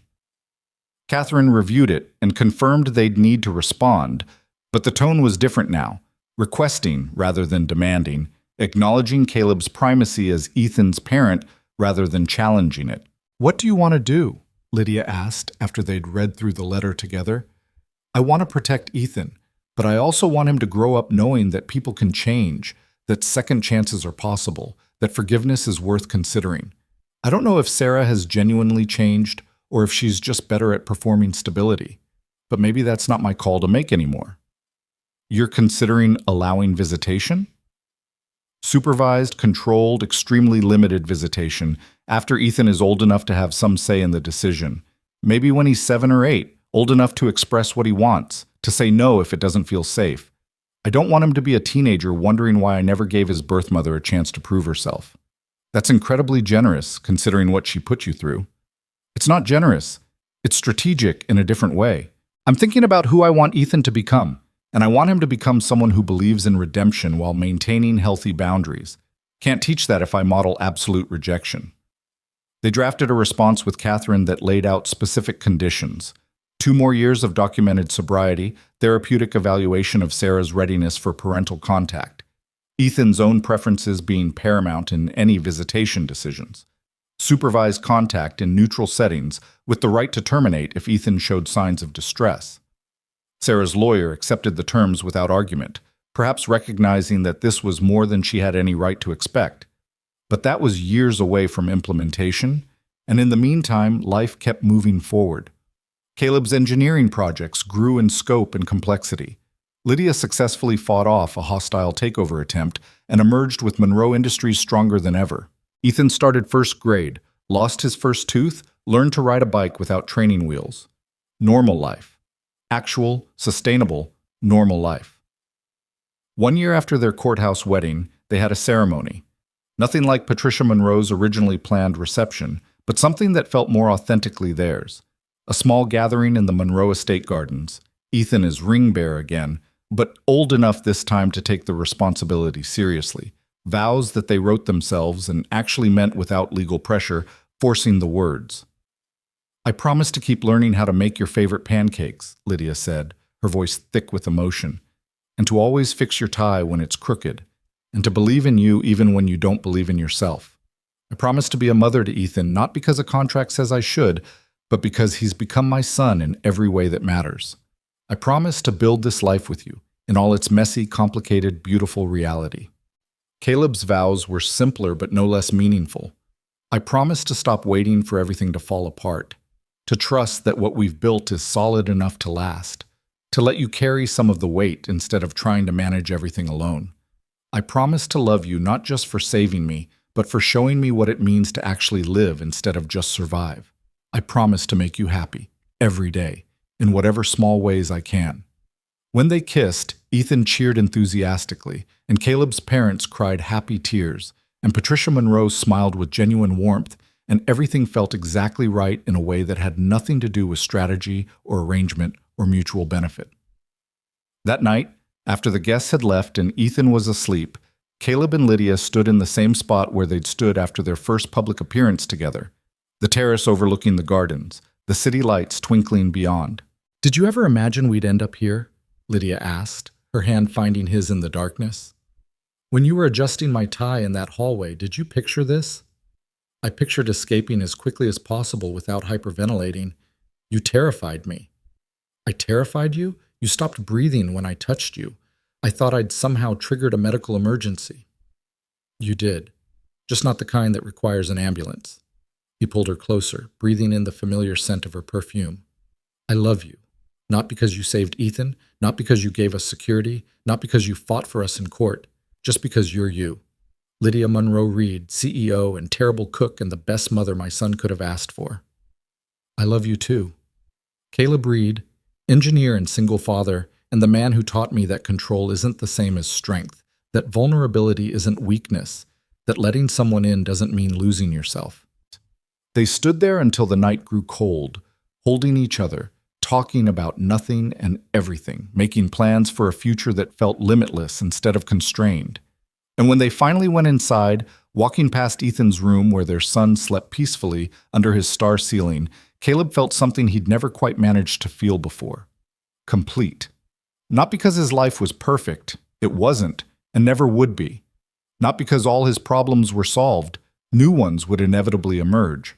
Not because he'd finally achieved some imagined finish line of success, but because he'd stopped running, stopped hiding, stopped believing that safety required invisibility and love required impossible perfection. He'd found someone who saw all of him, the failures and fears, the complicated history and uncertain future, and chose him anyway. Who stood beside him not because a contract mandated it, but because she wanted to. Who built a family with him not out of strategic advantage, but out of genuine love. And that, Caleb realized as he fell asleep next to his wife with his son safe down the hall, was worth more than all the security and stability in the world. It was worth everything.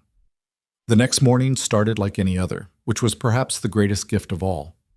Ethan bounded into their bedroom demanding pancakes. Lydia groaned about the early hour, but got up anyway, and Caleb started coffee while mentally running through the day's engineering challenges.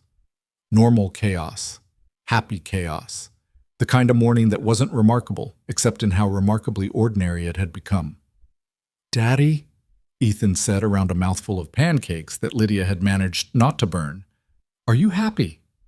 The question was so direct, so perfectly childlike in its simplicity, that Caleb had to pause and really consider his answer. Was he happy? Not just content or stable or surviving, but actually happy? "Yeah, buddy," he said, looking at his son and then at his wife. At the kitchen in their home that still sometimes felt surreal in its spaciousness, at the life they'd built from a crooked tie, and a moment that shouldn't have mattered. "I'm really, really happy." "Good," Ethan declared with 5-year-old certainty. "Me too." And in the end, that was all that mattered. Not the complicated beginning or the strategic middle or the questions about what came next. Just the simple truth that they were happy, they were together, and they'd stop pretending to be something they weren't. They'd become real. And real, Caleb had learned, was infinitely better than perfect,